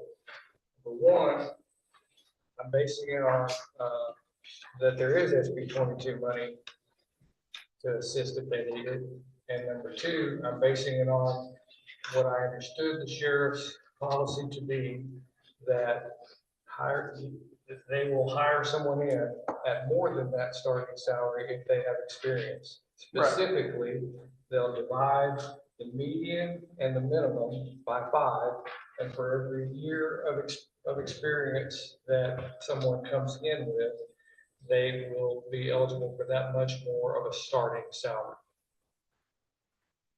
So in other words, basically what it says is if you have 5 years experience somewhere else, you'll start essentially at the median. Okay. And then, if they need to do something more than that, they'll have 300 and something thousand SB $22 to work with. Okay. All right. I don't know how much better we can do.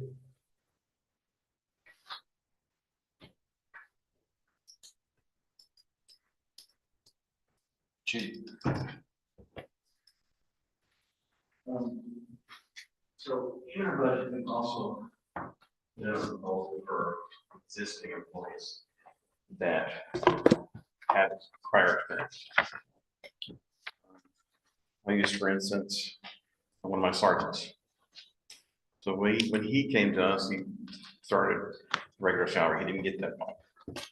He's got 20 years experience with a sheriff's office prior to coming to work for us.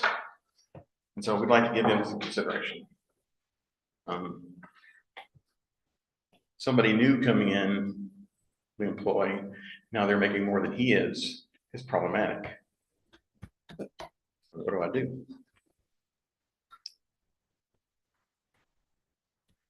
I'd like to give consideration to the people we have, and there's 11 of them who had that prior experience when they came to work for us. Are you talking about attempting to apply the same formula? Yes, To the the same 11 formula. To 11 people? Yes. And did you locate that in your brown paper or something? I do believe it was, yes. Should be in there somewhere. Something. It's titled Salary Increase Request for Experience.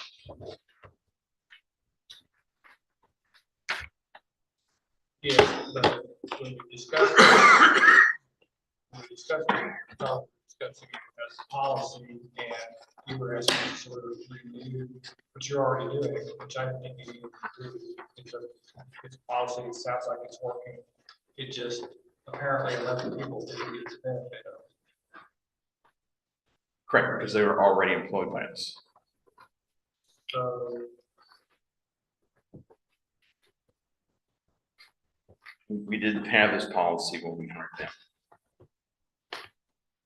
but you had enough salary lapse over the years. Why didn't you just do it? Well, not until we had some clarification last Commissioner's Court, that I realized we could do that. You still have the same, you still have salary lapse. Why don't you just do it now? If we have the money, I certainly will. If it's allowed.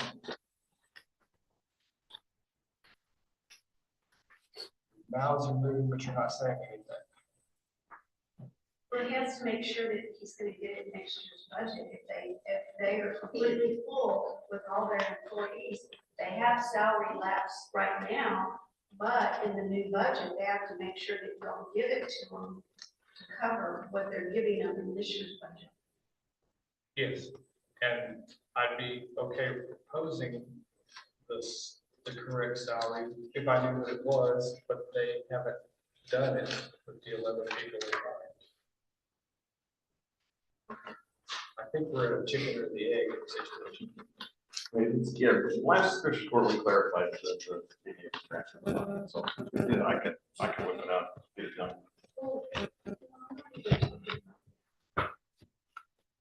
You can get on the way, all I'm concerned about, which I think you are too, Right, next budget. is next budget. Correct. Yeah. So in order to propose the right numbers, you have to give us the right numbers. Okay, I can do that. And you're saying once you do this, it brings them up to par. Yep, and then we only have to ever do this again for brand new employees, they have to apply for us and have experience. So you're saying next year's budget, you're not gonna come back, Nope. the same thing over. Nope, we're not.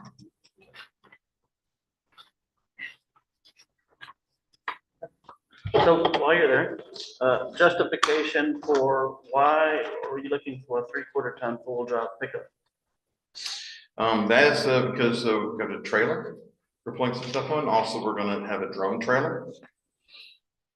We're going to want to start taking cars, seizing cars, instead of calling a tow truck, it's gonna charge us $325 to tow it to our enclosed area that we have now, the fenced area. We're gonna use the trailer, save the county some money.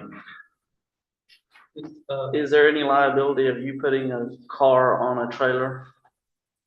We're seizing it for evidence, so we've got to do it anyways. I mean, I'm sure the tow company has some sort of insurance. Oh, yeah, they do. You know, Yeah. you see where I'm going with that I question? hear, yeah. The last one, I don't think the guy's gonna come ask for it back. That much hope is in it. That's gonna be the sheriff's truck? Yes, it's with the sheriff's truck. What's the first trailer? So we have a trailer to haul the ATV, the Polaris Ranger Before that, drone trailer. before that.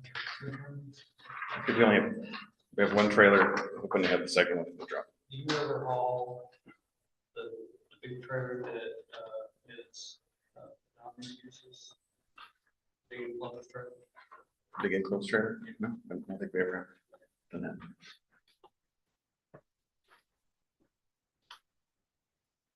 Are you getting a car home to haul cars? No, Is it's it just, designed to haul cars? it's just a trailer like you put a tractor up on. We already have it. We use it for the ATV. I'm just saying, some of these new cars, I don't know if you get one of those trailers. Might not be able to, yeah.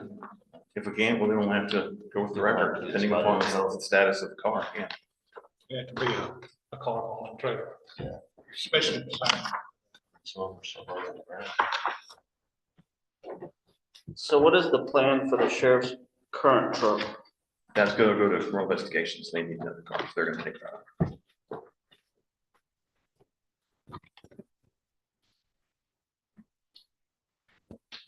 Currently, one of the investigators is in an older truck that has almost 200,000 miles on it. It's on its last leg.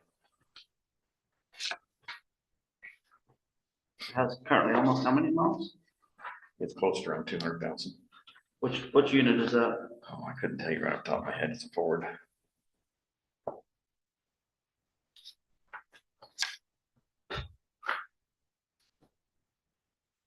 Dodge? No, it's a Ford. It's got some Oh, it's a electrical Ford. problems too.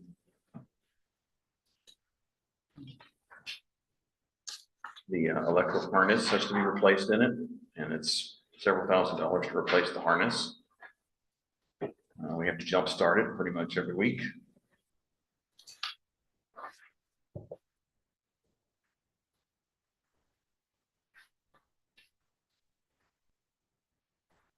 I don't guess I'm seeing it on your list of vehicles here.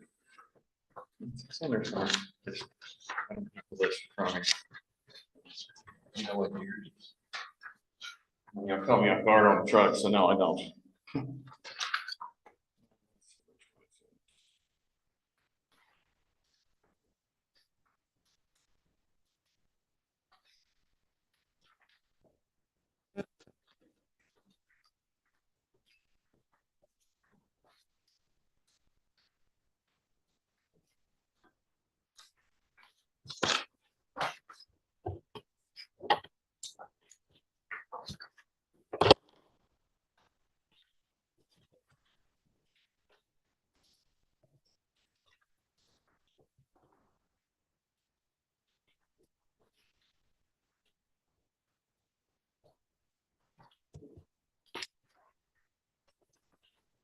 I don't know if it's the 1803 or the 1901. I think it's the 1803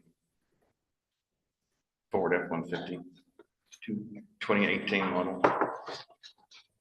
That's it. While y'all are studying that, can I ask a general question? Yes, sir.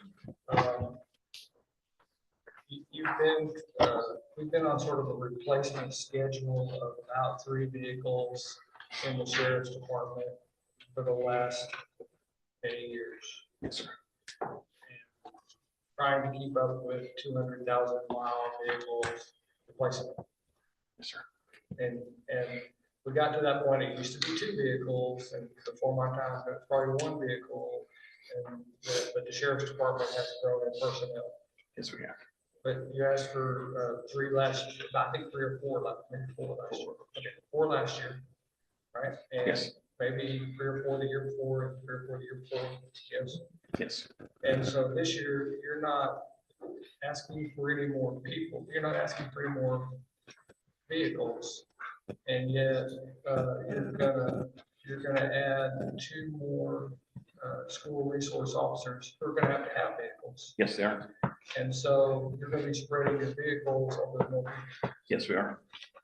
So the newer vehicles are gonna go to patrol, and then the older patrol vehicles are gonna go to SROs.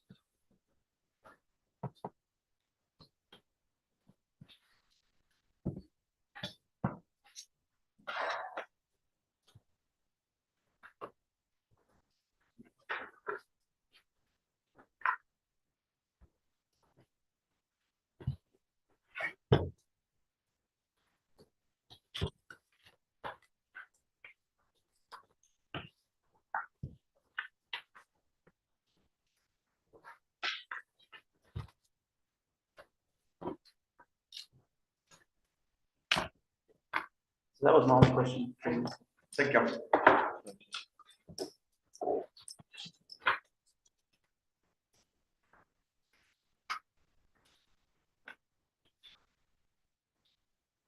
Mr. Riley, did you have anything else?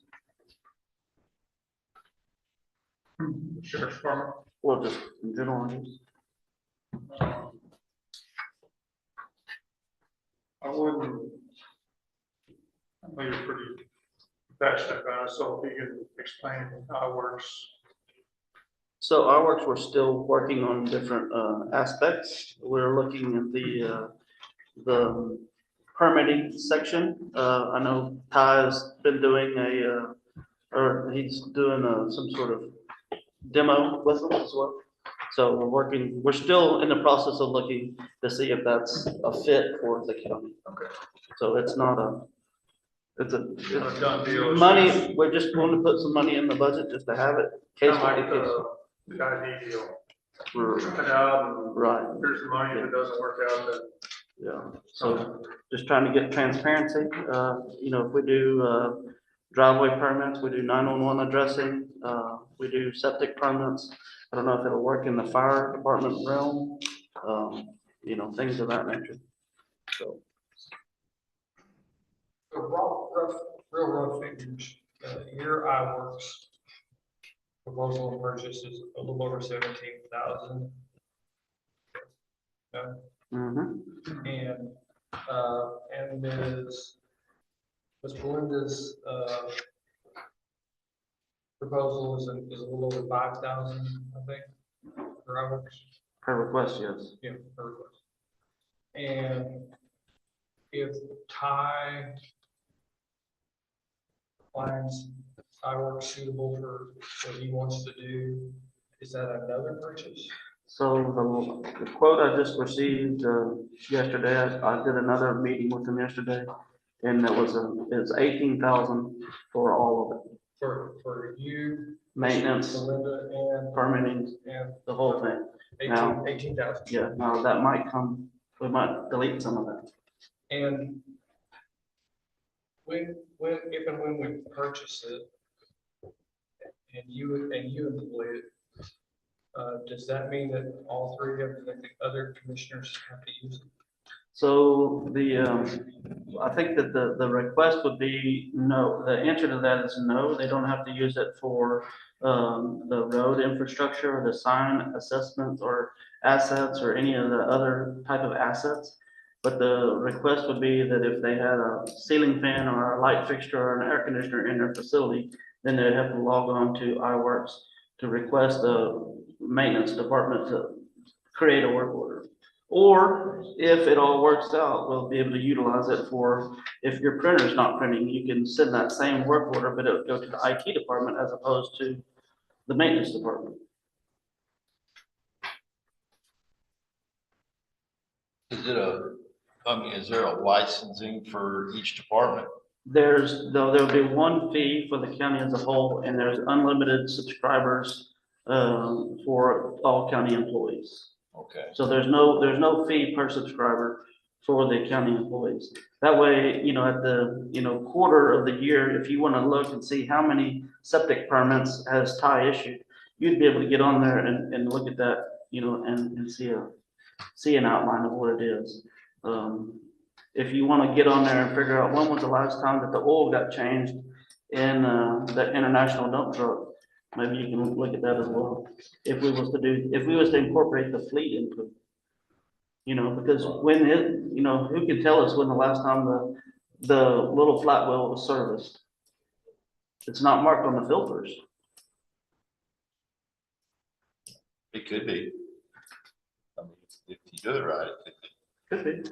But I mean, it's some sort of tracking system, asset management, that I think that would benefit us, especially when we sit right here and we're looking, does the sheriff's office need 4 vehicles?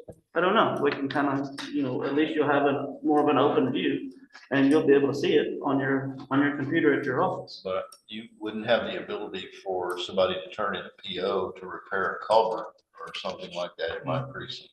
No, you don't have to have it. Yeah. Okay. Well, even for the ceiling fan, are you saying, Melinda, does that have to be the case that Commissioner Weir has to fill out a form, works form for the ceiling fan, just because Melinda keeps a iWorks inventory of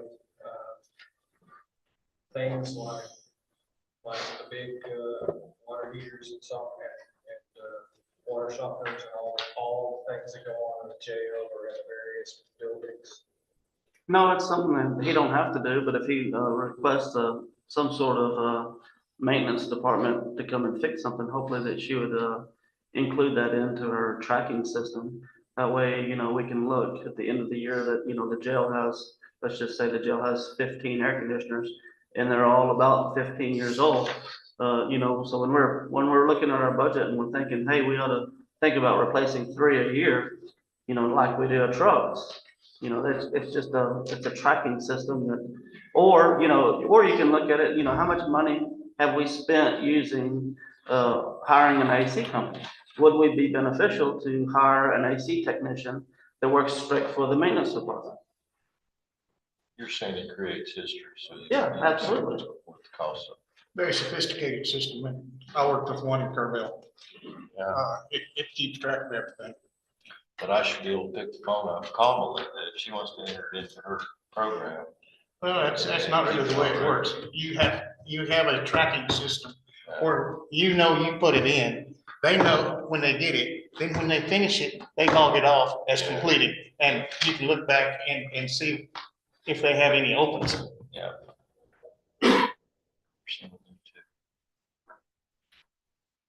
May I ask why you didn't raise the maintenance for the LEC over this current budget year? I hadn't got to it yet. Okay. I just noticed it was still the same and we're playing with it. I'm still not sure yet because this was a kind of along the same lines at the beginning of this meeting, kind of a disastrous year in which I think we are up to 4 ACs. We're replacing a lot of ACs this year, and there's only so many ACs in the building. So I think she has asked for it to be increased, and I'm not necessarily opposed to it, but I'm kind of trying to figure out what the right number is. And, so people don't get the wrong impression. We may not have a real fancy system, but it's not like we don't know it all. You were saying that right now, at the list of vehicles, and they're by mileage. I think you can manipulate this Excel sheet any way you want, but they seem to be by mileage. I can see that we go from 122,000 down to like 144,000 in the Fords and the Dodges, but the Fords and the Wrangos and the pickups. And the other vehicles, y'all's vehicles in your road and bridge are also listed on this Excel sheet, so. Not arguing for or against fireworks, I'm just saying, it's not as if we have no clue. What the existing shape of our machinery, equipment, and vehicles is. Usage.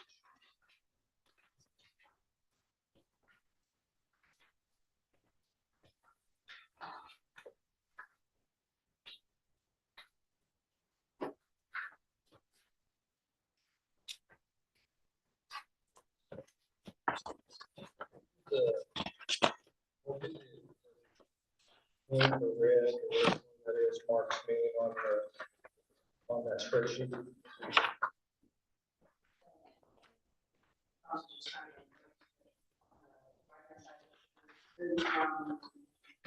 Precinct 3 over the recycle. Okay. And then, the green one, the 2010.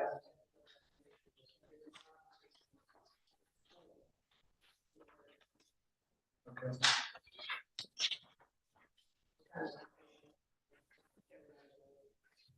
Where it used to be where it says.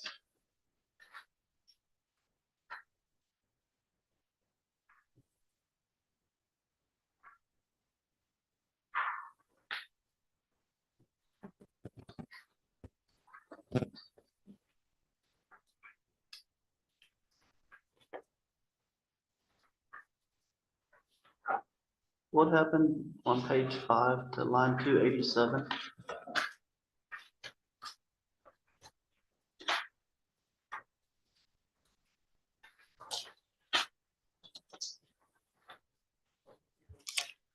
It was your trunking subscriber fees.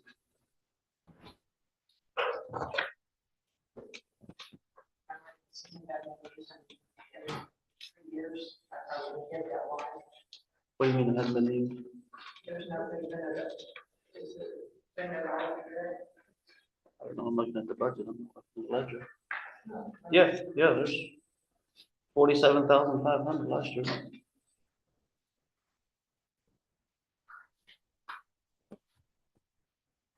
But we need to bump it up to 51,962, or however you want to roll that, one way or the other.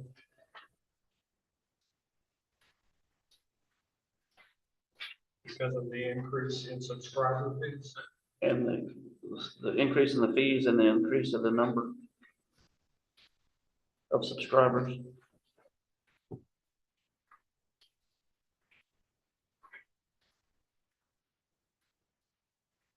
And then on 288, if you do the 3% like we typically do, it's 38,741.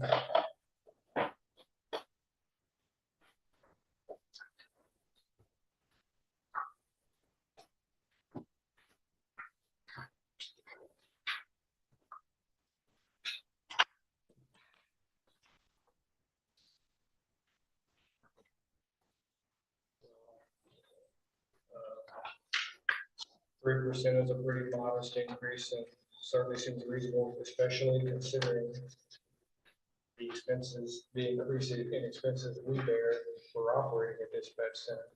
They're way more than 3%. I agree.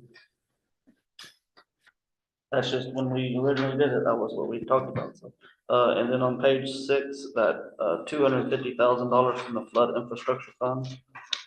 You can take that out because we didn't receive that grant. That was a 1-year grant that we requested.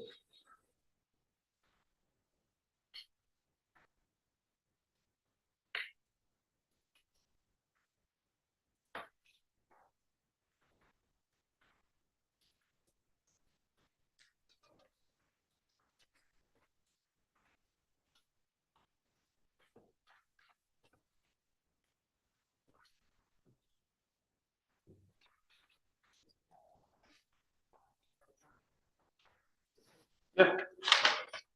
It's 38,741.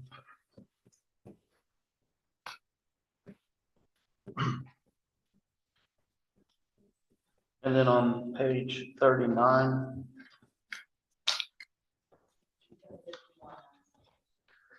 $51,962 is for, okay, I'm sorry.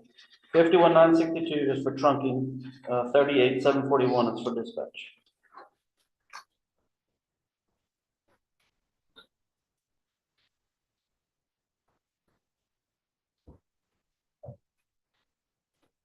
Page 39 on that, and it's just a clerical thing, but on the 13, it should be a 13-inch bucket for a mini excavator.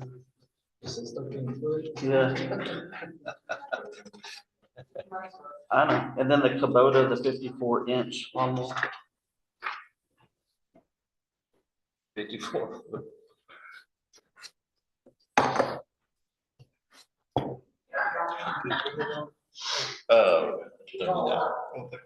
Yeah, that'd be a pretty big tractor to mow that one. So the other question I have, and she's not in the room, and I didn't bring it to her attention, on the maintenance department as the court, for the 2 trucks that have been requested, what is the court's thought on putting a utility bed on there? And the reason she said, when we asked her last time, she didn't put it in there because it's more expensive. But I'm thinking of risk management and climbing in and out of a pickup truck and getting in the toolbox constantly would be a liability. So if it was more of a utility bed, it would be easier access for them to access their tools. So that's just a question for the court. She has not approached me and asked me for that. She might not even want it, but it was something that I thought of. I know that previously, prior to my employment, I did have a road hand that fell from a dump truck and broke his back, and therefore liability claims. What's that bed gonna run approximately? I would give you, I would say about 10,000. Because that may be an item we want to add as an additional capital item to 10,000 because we've reduced it to only 1 truck. 1 truck for maintenance and Commissioner Weir's truck goes to maintenance eventually, but it doesn't need to make the conversion to the bed, we need another 10,000. So Do we need more than the 606 for the new truck? For this bed, are you wanting to do both beds for both of them? My opinion would be yes. I would think that that would be beneficial for them. Does it cost more to do the Yes, yes. 10,000 more? I would assume yes. I think my bed costs 12,000, and it's just a different design. I think. I mean, we can get some total numbers and just to be sure. Right. They don't ever haul gooseneck trailers. They don't. They don't. Okay. They don't haul that. But when you put that bed on there and you fill it with coals, I can justify a 3/4 ton for that. Right. You know, I can justify them not having to climb in the back of their truck to get a screwdriver out of their toolbox and accidentally falling off the tire. I could justify that. That truck of mine has hideaway gooseneck on it. Does that come off with the bed or it's welded into the chassis? They can take that off. Take it off. It's on the, yours is attached to the frame. Yeah, gotcha. Yeah, why wouldn't it retro into the utility bed? Typically, depending on the type of utility bed, if it is Boxes are up to. the boxes might be too high, depending on the style that you get. Yeah. Yours is not. Mine has the lower sides that you can use to pull a gooseneck with.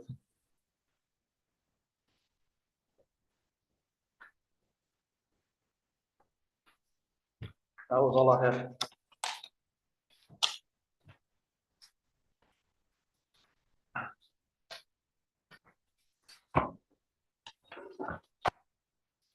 Oh, I'm sorry. I just the autopsy, I was increased, I said I increased it by 10, and I didn't show that. There is something, just to bring to your attention. Met on Friday, the Department of Public Safety, they agreed to the space that we're providing. The lease, with the lease to present to you all for the property is in process. I hope to have it for you the next commission. The interlocal for between us and DPS will be, it could be like a change order from the Blanco facility to this new facility. And I hope to present that to you all in the next commission. The lease expense is $18,000 per year. I'm hoping to lock it in for 3 years because it's for the kind of space that we're talking about, it's very inexpensive. And Judge Cunningham has agreed to contribute $6,000 toward that. So a $1,500 month lease is going to cost us hopefully $1,000 a month. The reason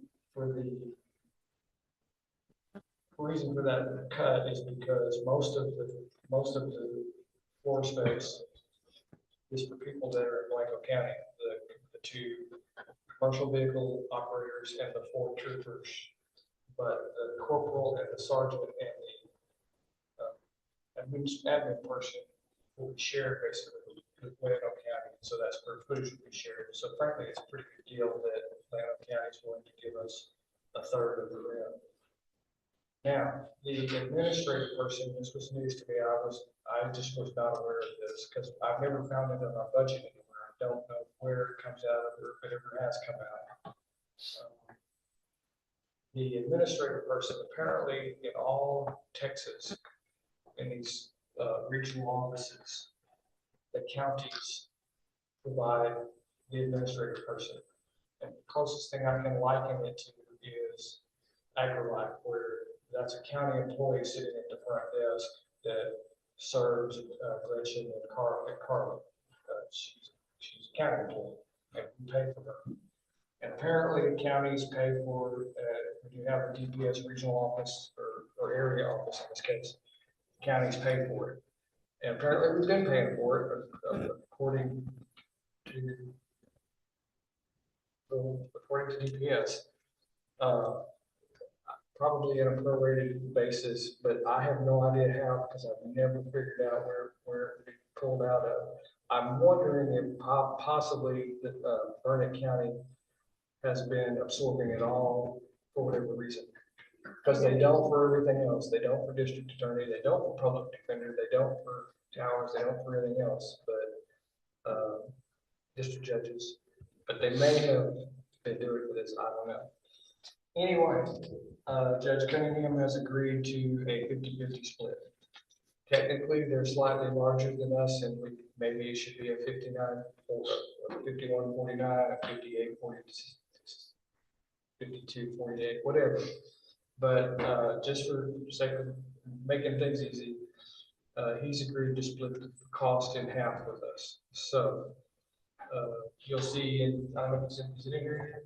Yes, I put it on. It's on my page for now. It probably will ultimately wind up in another page maybe next year, but you'll see this administrative assistant to the sergeant and the corporal in Blanco County and split between Blanco County. And so there'll be a revenue item that will also be added, probably just one to make things life simple, that will include the rent contributions that Llano County is making to us and the employee contributions that Llano County is giving to us. So, see, that's the news on that front. And also the lady is actually transferred. I don't know why, but she's actually wanting and willing to transfer from Burnett County down here. She wants to work here. And there's, I won't speculate. And also we're incredibly lucky because Corporal Leeds is transferring, or I don't even know if you call it a transfer because he technically on paper is listed as Blanco County. So, but he'll be here with us. And I suspect he'll be applying for the sergeant's position if he's able to. I don't know if they didn't give me any clue that he was favored or anything else. I explained to the captain and lieutenant that Corporal Leeds is very well liked in Blanford County by most people. And that we would have any problem at all if he was the sergeant for this area. But we know for sure he's going to be the corporal for this area at least. That is, and the facility will hold the 6 troopers, the 2 that are commercial vehicle, the 4 that will be assigned to Blanford County, the corporal, the sergeant, and the admin. And Blanford County will get back its space in the South Annex for whatever we might be able to use it for. And the sheriff's office will get that office opened up for whatever.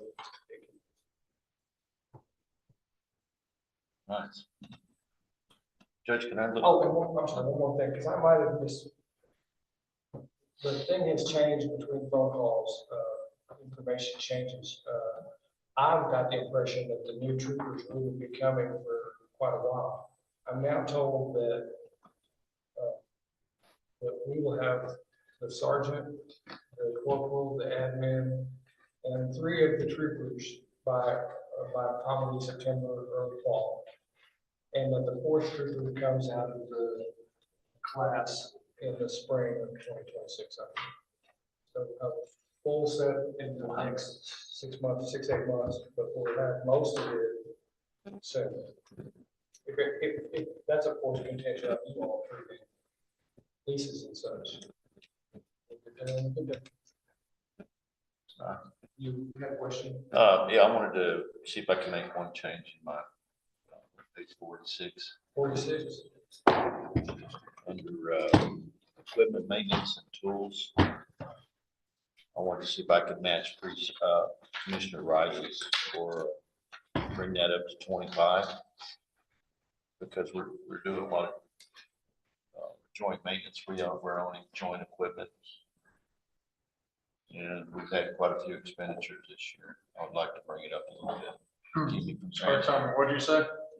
I'd like to bring my 308 equipment maintenance and tools, bring that up to 25 to match yours. Yeah. Because we're doing a lot of joint maintenance now between us. Primarily.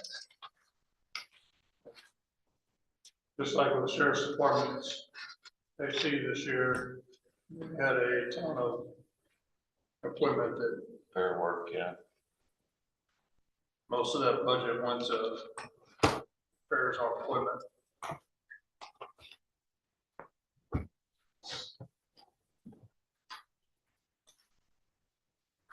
Anything else?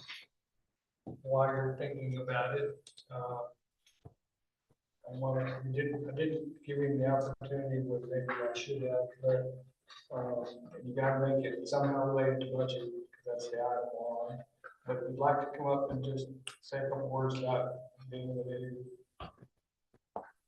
inspection supervisor.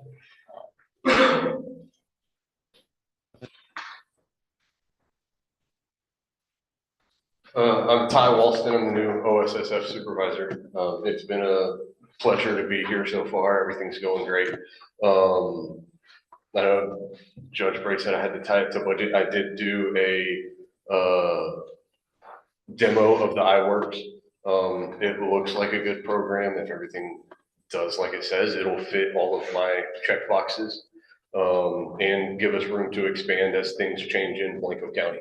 It will give me the option to either manually submit permit requests, or the homeowners can do it from a link on our website.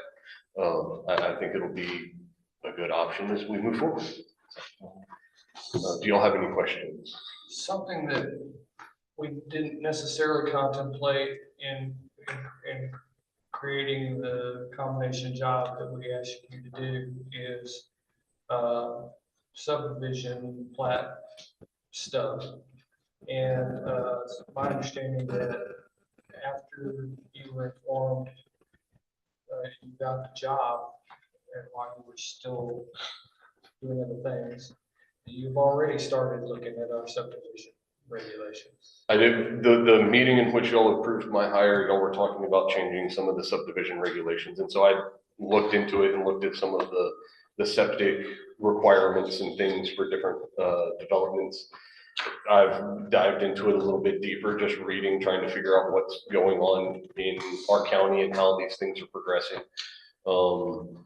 I find it relatively interesting and curious, and I'm more than happy to help however I can. And it's in the future, it might be a discussion that the office has three functions. Yes, sir. I'm more than open to that, and it makes logical sense because things get developed and subdivided, and then you get your address, and then you get your septic, and so it's just kind of a one-stop, go from desk 1 to desk 2 to desk 3, and take care of all your business in one stop. 911, oh, as I said, flat. Because it all daisy chains one after the other. Thank you for your time. Thank you. Anything else on the budget? The burn ban maps, if you do not, the burn ban maps reflect none of our neighbors.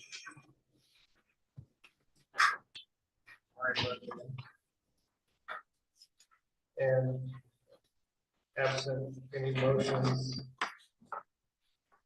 Make a motion to adjourn. Is there a second? Mr. Ryan, discussion on the favor, say aye. Aye. Opposed, motion carries.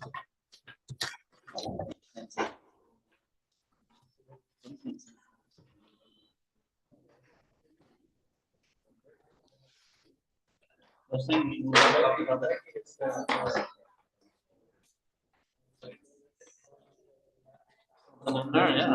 Yeah.